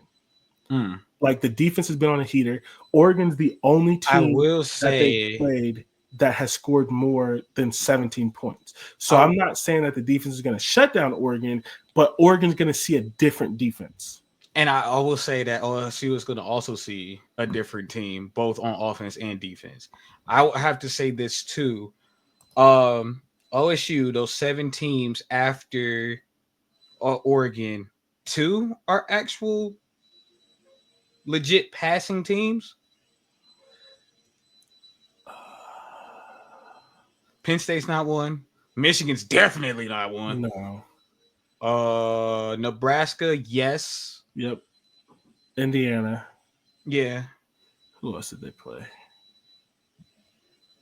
Yeah. Of course, right? Of course. Some of it is definitely who you play, of course, right? But the defense has been so I disagree. I don't entirely agree that Oregon's a different team. The biggest difference though with Oregon is they should be healthy, which helps. That makes them a different team. Okay, that's fair. And I would say I don't know how much scheme wise. I think I didn't say scheme, but yeah, you're right. Yeah. So Ohio State is different scheme wise, especially on defense. But Oregon should be healthy. And I also think Oregon has been a lot more serious. I don't want to use that word because, of course, they've been serious all year. They've been one of the few legit national contenders. Yeah. But the way they play, they're a lot more. I think the Ohio State game was a physical game by Oregon, and they've been nothing but that ever since, and more each going down. Even when they're struggling against team, they're physical. They are a physical team, which was one of my biggest concerns about those schools coming here. USC, UCLA, Washington, and all them. USC has shown me that they can be physical. And so has Oregon, and especially in that Penn State game. Yes. Especially against in the Big Ten game. That was one of my things. They ran for 183 yards on Penn State. Yeah, and that's why I'm like, that's a different team than what I saw against Ohio State. Even if even though they've been winning and they've been consistently 1, 2, or 3 for the whole year, that was not the same Oregon I saw against Ohio State. Yeah. So to be fair, I do not put much stock in this because it was 3 weeks ago. But I do wonder if good Ryan Day shows up, if he's going to learn anything, because Penn State was tossing the rock against Oregon. Mm-hmm. And they ran the ball well too. Penn State ran the ball for 292 yards. Yeah, no, they did pretty well. Yards per carry. Mm-hmm. Now here's the thing: Oregon shut down Ohio State's running game the first time, but in Oregon's last 2 games, they've given up. That's the wrong stat. In Oregon's last game, they gave up 300 yards rushing. So it's hard to put stock in that because it was 3 weeks ago. And 3 weeks, they could have learned whatever that issue was because they didn't give up crazy rushing all year. Mm-hmm. But I do wonder if there's any chance that good Ryan Day could scheme something if Penn State gave them something. I don't know if they did or not. That's one of those really hard things to do, especially again with 3 weeks. It's one of the reasons that it sucks that these games are so far apart because with 3 weeks, you can totally make over your team. So it's really hard to kind of give like, this is what's going to happen. That's what's going to happen because like Oregon gave up and Oregon has been run on, but then Ohio State didn't really run on them. I guess Ohio State was decent. So Oregon gave 221 yards to Boise State. They gave up 141 to Ohio State, which is better than I remember. I didn't think Ohio State got 141. Ohio State ran for 141 and 4.3 yards per carry. That's not bad. Why do I remember that game as a bad rushing game? And then Purdue ran for 200. Was the reason I'm going to say it's probably the type of running play calls that were made where you were probably like this because they were probably like you could get something. They probably it was the same. I would have to say against Michigan, right? When they ran the ball outside the tackles, you got a good chunk, and then you went up the middle and you got stopped. And I think that's what happened in that game where it was like they got good running on certain plays, but not every play. Yeah. And then the numbers averaged out. Yeah. That makes sense. So Oregon can be run on, but not often. So and then again, Oregon can do the exact same things that you say like, well, like when people like you could be like they could be run on, they can run on you. They'll give up some passing, they'll throw the ball on you like nobody's business, especially with a screen. Whereas, like I'll say this, Oregon's one of those schools where a wide receiver screen just works. There's a lot of schools where it doesn't. Like there's been plenty of times where I've seen it for Ohio State, and I'm like, why? It should work, it just didn't. So like they're one of those schools because like I hate a wide receiver screen, hate it. I don't know why, but I hate it. I hate it when the Steelers do it because it's like we don't have Antonio Brown right there. Stop it. So Ohio State has been much more stout against the run. Yeah. They have the yards per average wise. So Oregon ran for 155 and 5 yards per carry against Ohio State. Mm-hmm. Oregon's the only team that's run for 5 yards per carry against Ohio State. Even Michigan got 172 yards, but they ran the ball 42 times. So like that's war of attrition. But that's the thing is like even that Michigan game doesn't, at least the Michigan running game doesn't do it for me because that's not why they won. That the Ohio State gave the game up. Like so this game is so hard because one, they're both really good teams. They haven't played in a while. They're different teams since they played. But the other thing is Oregon a much longer time too. Yeah, Oregon No, it's the same amount of time. I'm sorry. What? I was about to say I think it's been longer since Ohio State played, but no, it has. It has been longer since Ohio State played. It was 3 weeks each. Well, because Ohio State's playing a week earlier than Oregon's having. You're right. Oregon's having a much. It's like it's maybe it's the same. Like it's the same. Forward. It's about the same because y'all. It's about the same. Yeah. Yeah. Y'all didn't play that last week. Yeah. Oregon did. And they did. But then y'all played last week. Yeah. Well, yeah. So, and I think that's a good point, and we can end on that. I think, like I was saying, the hard part is Oregon gave a game plan against Ohio State that they haven't shown all year. So Oregon has a coach who is good at finding weaknesses and showing that. It's at least what happened in the past 4 years with Jim Harbaugh. And I found your weakness somehow. Yeah. I don't know why it took 12. It took. God, man, I don't know. Yeah, that's why I said I think we're gonna get the exact same game we got. In what was that, week 5, 4, something like that. I just think it's going to be more points. Yeah, I think. Wait, no, let me. Before I say that, it was 32-31. I don't think. Never mind. That's going to be the exact same thing. Yeah, it's going to be the exact same game. I think we get a 34-30 type of game, though. I don't know if you can get 30. You can. Yeah, you can. You can. It's You could get 30 as well. So yeah, 34-30. Yeah. Mm-hmm. Instead of 32-31. 34-30 is 4 touchdowns, 2 field goals, and 30 is 3 touchdowns, 3 field goals. Yeah, I was like a touchdown and a field goal each time. Yeah. So yeah, I don't know, man. This one's tough. I think there's a couple of things that need to happen for Ohio State to win. There's a couple of things that need to happen for Oregon to win.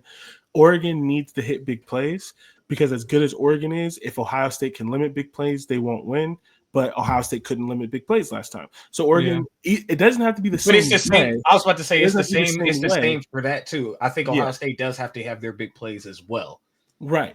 But Ohio State's defense has even this year has been much better at limiting them, except when they played Oregon.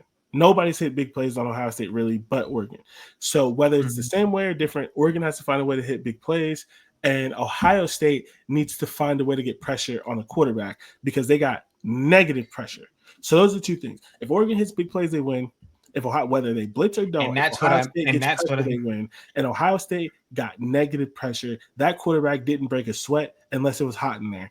That's why I say too, where that speed of Oregon comes into play, because the one thing I know that at least one thing that Michigan last year understood, Oregon this year and 2 years ago, whenever that was, understood is that like 4 years ago or something. Something like that. I don't know.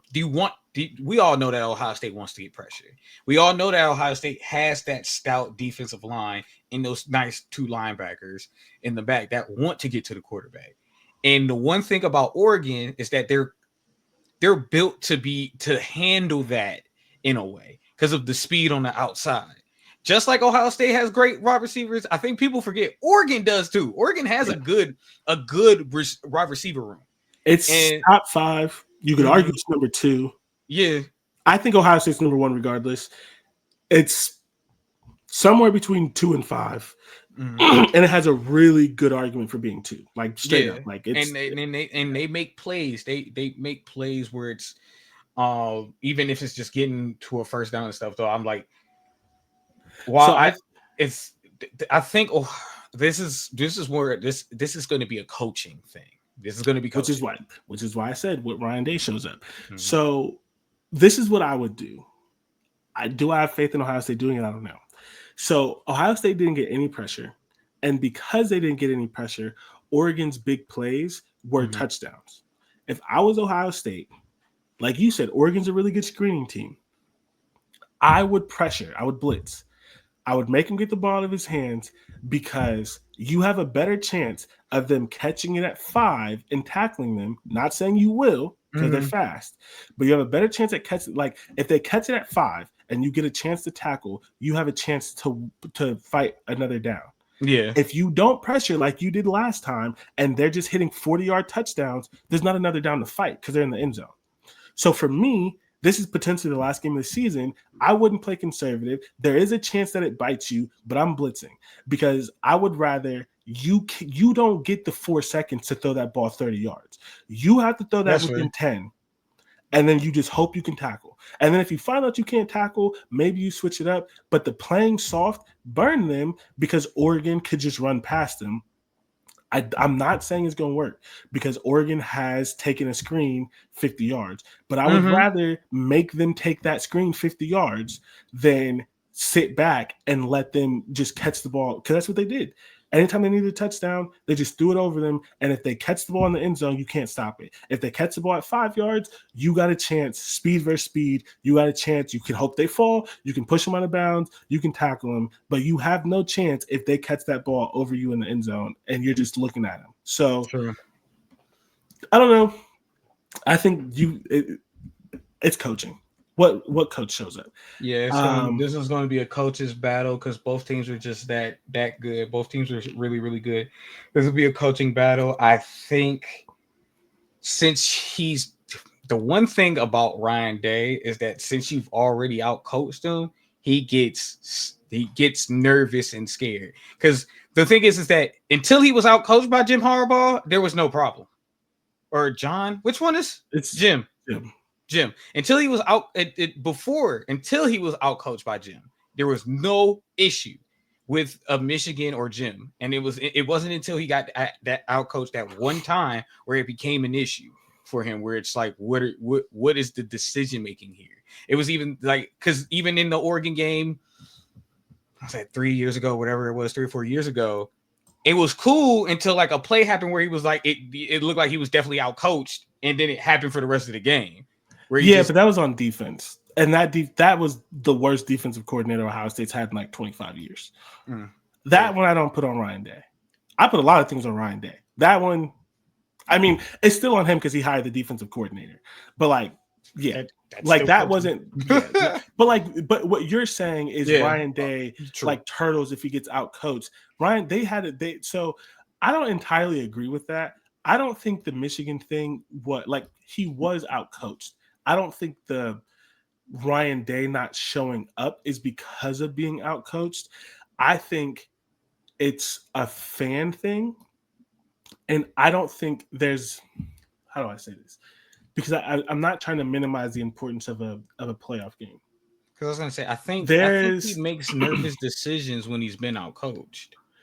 So I think you're right, but for the wrong reason. I don't think it's just strictly the outcoach thing. Okay. I think it's a pressure thing. Yeah. And I know this is not going to make sense because this is a playoff game. But because Oregon is not Michigan, there is still less pressure in this game. And so there's a chance that you're right. But there's also a chance that what happened against Clemson happens, where Ryan Day got outcoached and he said never again and coached one of his best games against Clemson. There's this a very weird thing. Like outside of Michigan, a team that Ohio State and now there's a chance, right? So if they lose to Oregon this time, the third time they play Oregon, it's in his head. I think it's in his head, and I think it could become the Michigan thing. But because it's only the second, and because it's not the added of the rivalry, it's not the added of Urban Meyer won 7-0. It's pressure, but it's a different kind of pressure, and it doesn't make any sense because Ryan Day doesn't make any sense. But there's a chance that because when Ryan Day gets to see a team a second time, except for Michigan, very rarely does he get outcoached the second time, and so. I don't know which one's going to show up. That's the problem. But one of the best games Ryan Day has ever coached is the second time he got to play Clemson. Yeah. And so there's a very real, especially because that other Oregon was a totally different Oregon. So like that doesn't count in this. I think that there's a good chance that happens because it's not the Michigan game. I am not going. I see where you're coming from. The reason why I am not going to fully agree with that is because that Clemson game was what 4 years ago. That return Clemson game was what 3 or 4 years ago. Yeah, You're right. There wasn't that added pressure to begin with, right? So he didn't have pressure on himself, and that's why I think he even coming into that Clemson game, it wasn't like there wasn't like a cloud hanging over him that he like. So it ended up being one of his best coach games. Whereas now it's been 3 years. You have you're 0-4 against Michigan. You've missed the playoffs of 1 or 2 times. Maybe just once. You haven't won the Big Ten in a minute, and also one of the things is, at least fan wise, we all know that his job is secure, but that doesn't mean he doesn't feel the heat of every fan, because he knows he needs to win a national championship or at least be in the game. And while you're saying it's not Michigan pressure, it's still up there. That is a lot, because it's not Michigan pressure, but you have Michigan pressure on you because you have been 0-4. Since your best coach game, you lost to your rivals 4 times and you haven't won a national championship. I want to agree with you because you're not wrong, but Ryan Day's weird because after the second or third loss to Michigan, they were a kicker away from beating Georgia. It's a Michigan problem, and I can't explain it. And I think that Georgia team wasn't that good to begin with. That's not true. That wasn't this year's Georgia team. Yeah, no. I don't think it was as good as people try to say, and I think y'all are because y'all were really great. Like, let's not get that. And okay, well, you're a kick away from beating Georgia. Your kicker still stinks.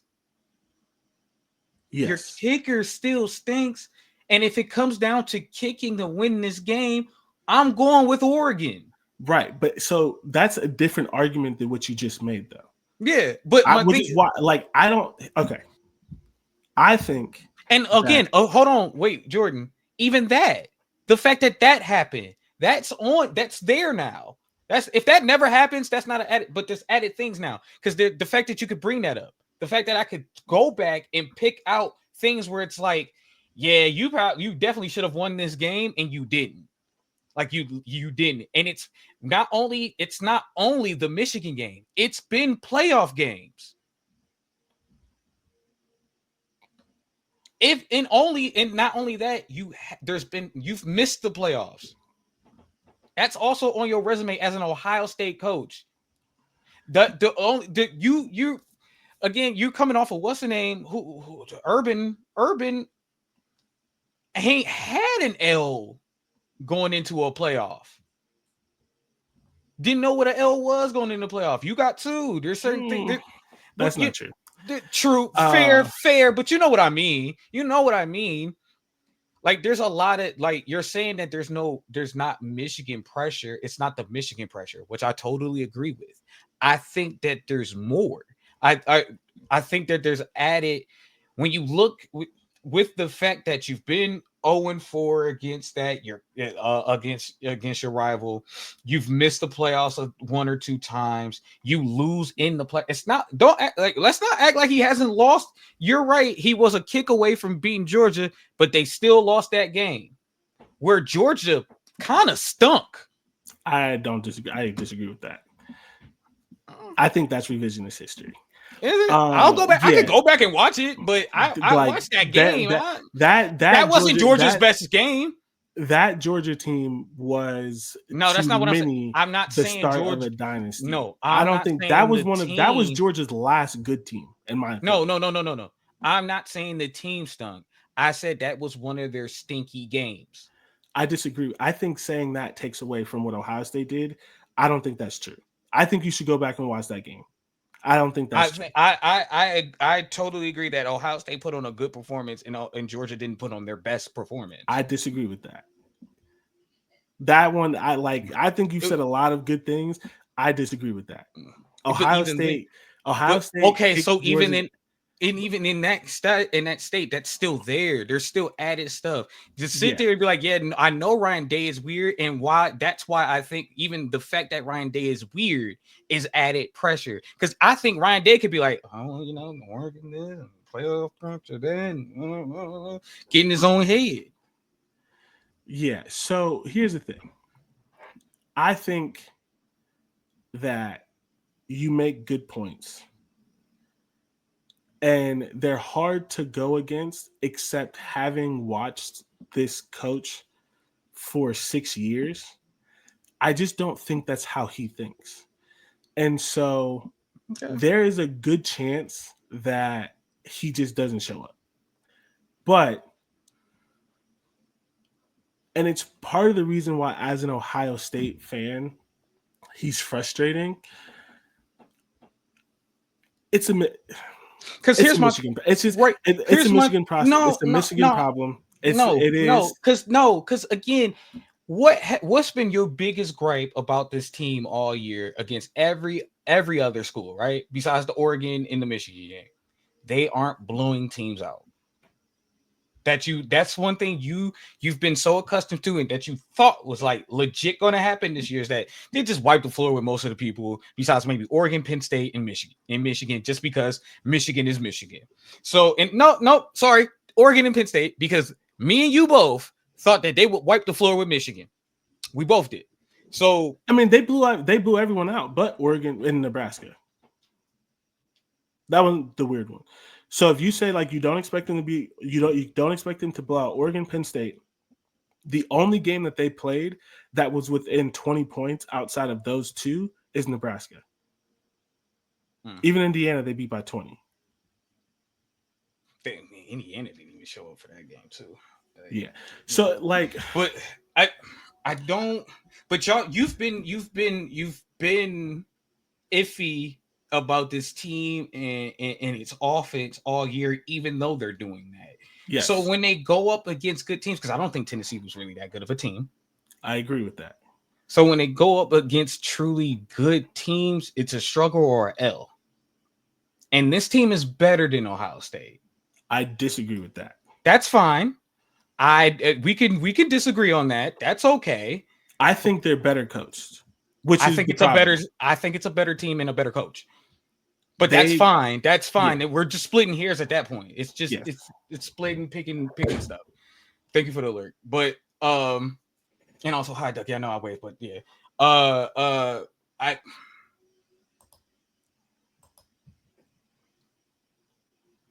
I can fully see Ryan Day doing something wrong in this game, or not even just that. I can. While Ohio State has been played better for one game, because technically that's about all I can say. Because you play good, then you had your whatever the hell, and then you play good. So yeah, I think we're going too granular because we agree. I just disagree the why, which doesn't matter because we agree that Ryan Day could not show up and could cause Ohio State this game. So we've been arguing about the why. I don't think you're right about the why, but that really doesn't matter when you're talking about the game because the fact of the matter is Ryan Day, whether it's the kicker, whether it's weird play calling, or whether it's a bad fourth down decision, Ryan Day, for whatever reason, could cost Ohio State this game. You could argue that he cost Ohio State the game the first time. Yeah, I can say Will Howard could end up costing you the game. It takes one, and Will's done it besides Tennessee, it's been every game. And did he? I don't think he threw a pick. He didn't throw a pick against Tennessee. But just but that was pass interference, and his foot wasn't down. But so it was still considered a pick? It was called a pick. Well, then it's a pick. Yeah. Okay. Here's the thing.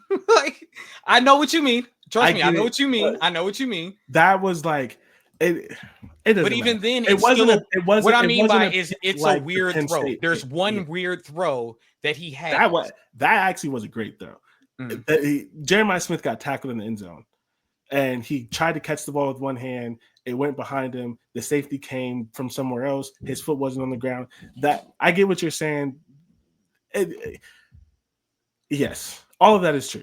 Mm-hmm. Which is why it's a weird game. Which is why I don't know what's going to happen. I can't pick what's going to happen. I think I could give you. I'll give Ohio you a pick State then. needs to win. Ohio State will win this game if their defense is unlocked. Because, in my opinion, the biggest problem with Ryan Day's program is because he gets anxious, he mandates conservative play calling, and that affects the entire team. Some of the games over the last 3 years, including the Michigan game, that Ohio State has lost, you can visibly look at the game and you can say, Jim Knowles has never called his defense like that. If Jim Knowles can call his defense the way he's been calling it ever since Would you have the said that? Oregon game. I was gonna say, you said ever since in the Oregon game, you would say No, that. I think Ryan Day told Jim Knowles to not be aggressive. They didn't No, blitz. no. What I meant is, so I think I just didn't hear it all the way. You're saying that in the Oregon game, Jim Knowles didn't coach like that? Because I heard Michigan, and I don't know why. So yeah, not this year's Michigan. So Last year's Michigan. yes, Okay. and the year before that. So Okay. there have Okay. been Okay. Okay. multiple I games. thought you said Oregon, but I was like, I heard Michigan. Yeah, yeah. Okay. So the first Oregon game, Mm-hmm. the last two Michigan games, and there may be another game. I don't know. Those games, Jim Knowles has called his defense very weird. Mm-hmm. And everyone in the Ohio State fan base, including myself, believes it's because Ryan Day told Jim Knowles not to blitz. Mm. If you look at his blitz numbers, you look at his defensive calls in all of those games, and it started because in the first Michigan game, Jim Knowles blitzed and Michigan broke a couple long runs. Mm-hmm. And so after that, Ryan Day has told him not to blitz, essentially. Mm. That didn't happen this Michigan game. This, since Oregon, has been the first time since Jim Knowles has been there that it's felt like he's had full control of his defense. Both that Ryan Day wasn't mandating something and that he made the defensive line coach do what Jim Knowles wanted. To me, if Ohio State wins this game, that's why. It's because Jim Knowles is allowed to run the defense that he has been trying to run, and that is not going to shut down Oregon. That's not possible. But they're going to steal a couple of plays, and Oregon is not going to be able to get the either 50-yard touchdown or defensive pass interference anytime they want to move the ball because there's going to be pressure. Will that happen?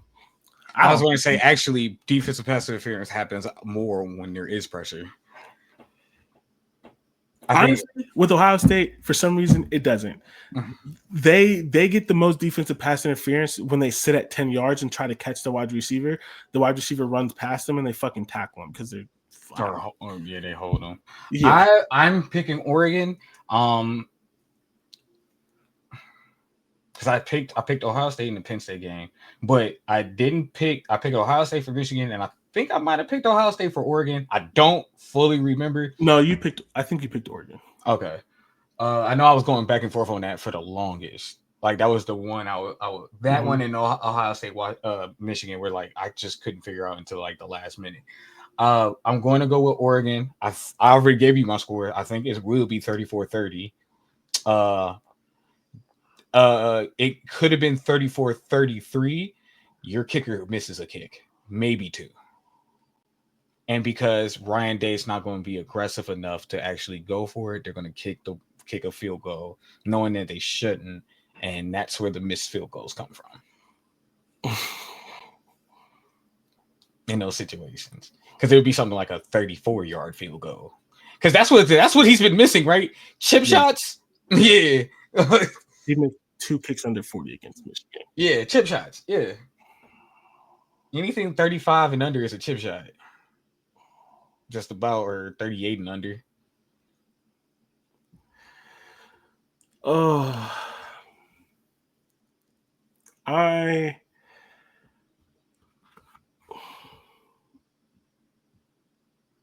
Because Oregon also, while sometimes they don't make many mistakes too, especially on offense. Yeah. I think they were one of the least penalized teams in the country. OSU is low too, but you know, OSU, they almost never get penalized. Except defensive pass interference. That's all I was about to say. You get the defensive pass. And that's funny because I did this I could be wrong. I did this when I was watching the Steelers Ravens game, and I thought the Browns and the Steelers were probably top 5 in penalties. Looked it up. We're not even top 10. But by the way I watched those games, I would have bet money we were top 5. Browns weren't even top 5. Ooh. All right, let's get out of here. I'm gonna take Ohio State, of course, against my better judgment. And as I said the last time for the Michigan game, this is not a Ryan Day take. The players played well against Michigan. Mm-hmm. They played some of the best games. Besides the kicker.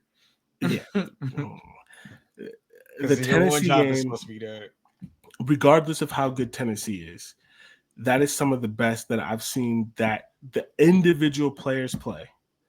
And so I just have to hope that, because it's happened before at other places, I have to hope that Oregon game earlier this year was where? Oregon. Now I got that double home field advantage and the fact that I've already beaten you. How's that home field advantage? What are you talking about? Are these no longer? No, it's only the first round that does that. Yeah. Okay. My bad. I thought it wasn't until the last 2 rounds. I think that's what it's going to be eventually. Okay. But as of right now, it's just the first one. Oh yeah, no, I think if this was at home field, I think Okay, we've been here for too long because we spent like 30 minutes on that. I'm gonna pick Ohio State. I am just going to hope that Ryan Day just doesn't do anything and lets the players play. Because if he does something, I think he could very easily cost us the game. I'm going to have faith in Jim Knowles that he is going to adjust after the first game. I'm going to have faith in how the defense has played since the Oregon game, including like 4 different goal line stands across 2 or 3 teams. I'm going to pick Ohio State in a close game. I don't fucking know the score.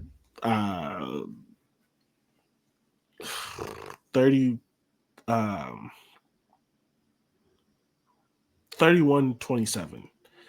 Keeping Oregon to 27 points? I mean, they scored 32 last time. It's only a 5-point difference. Yeah. Okay. I mean, all right. I mean, if I couch this by saying I believe that the defense is going to do better, I can't say they're going to do better and then give up more points. Yeah, I wouldn't even. And 27 is not a low total. Like, it's not like I said 17. Like, they held them to 32 last time. You give them 5 less one points, of those drives is a field goal, or they missed an extra point. They went for 2. No. I'm talking about for them to be 27. Oh, it's 3 touchdowns, 2 field goals. Okay. Yeah. I was like, one of those is one or 2 of those got to be a field goal, because I was like that, or they missed an extra point, which would be insane. Yeah, that's not gonna happen. It's 3 touchdowns, 2 field goals, which is the defense doing better, because the defense, like Ohio State is one of the best red zone defenses in the country, but Oregon was basically never in the red zone against Ohio State because they just bombed them. I think if Ohio State can get Oregon in the red zone, there's a chance. Basically, I think this game swings. Ohio State gives up a few less big plays. They get Oregon in the red zone.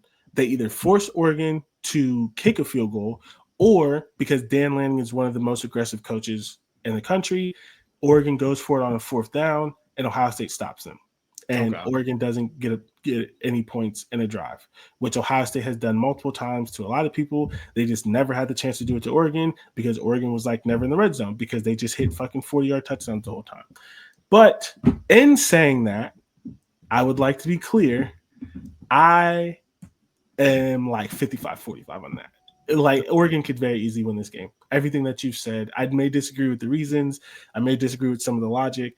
Everything that you've said is very possible. It is 100% possible that Ohio State loses another big game because Ryan Day refuses to buy a kicker. It is 100% possible that Ryan Day has a fucking anxiety attack on the sideline. Yes, buy a kicker, recruit a kicker, build a kicker, go in the fucking lab. I don't know, whatever, but they don't have one. Juice his leg, something, steroid. They won't do it. Whatever it is, they won't do it. But I'm gonna put my faith in the defense and hope for the best. This is 2 hours, so we won't do our pit stops because we will not be doing it's pit stops. 2 hours. As always, we appreciate you all for listening. Shout out to Stream for whoever stayed this long. If y'all could, anyone listening and on Stream and or wherever, follow us, subscribe on YouTube at Get Defensive Sports Network. We will see you next Thursday after these games. And we'll see if Ryan Day ruins my new year. We'll catch you next week.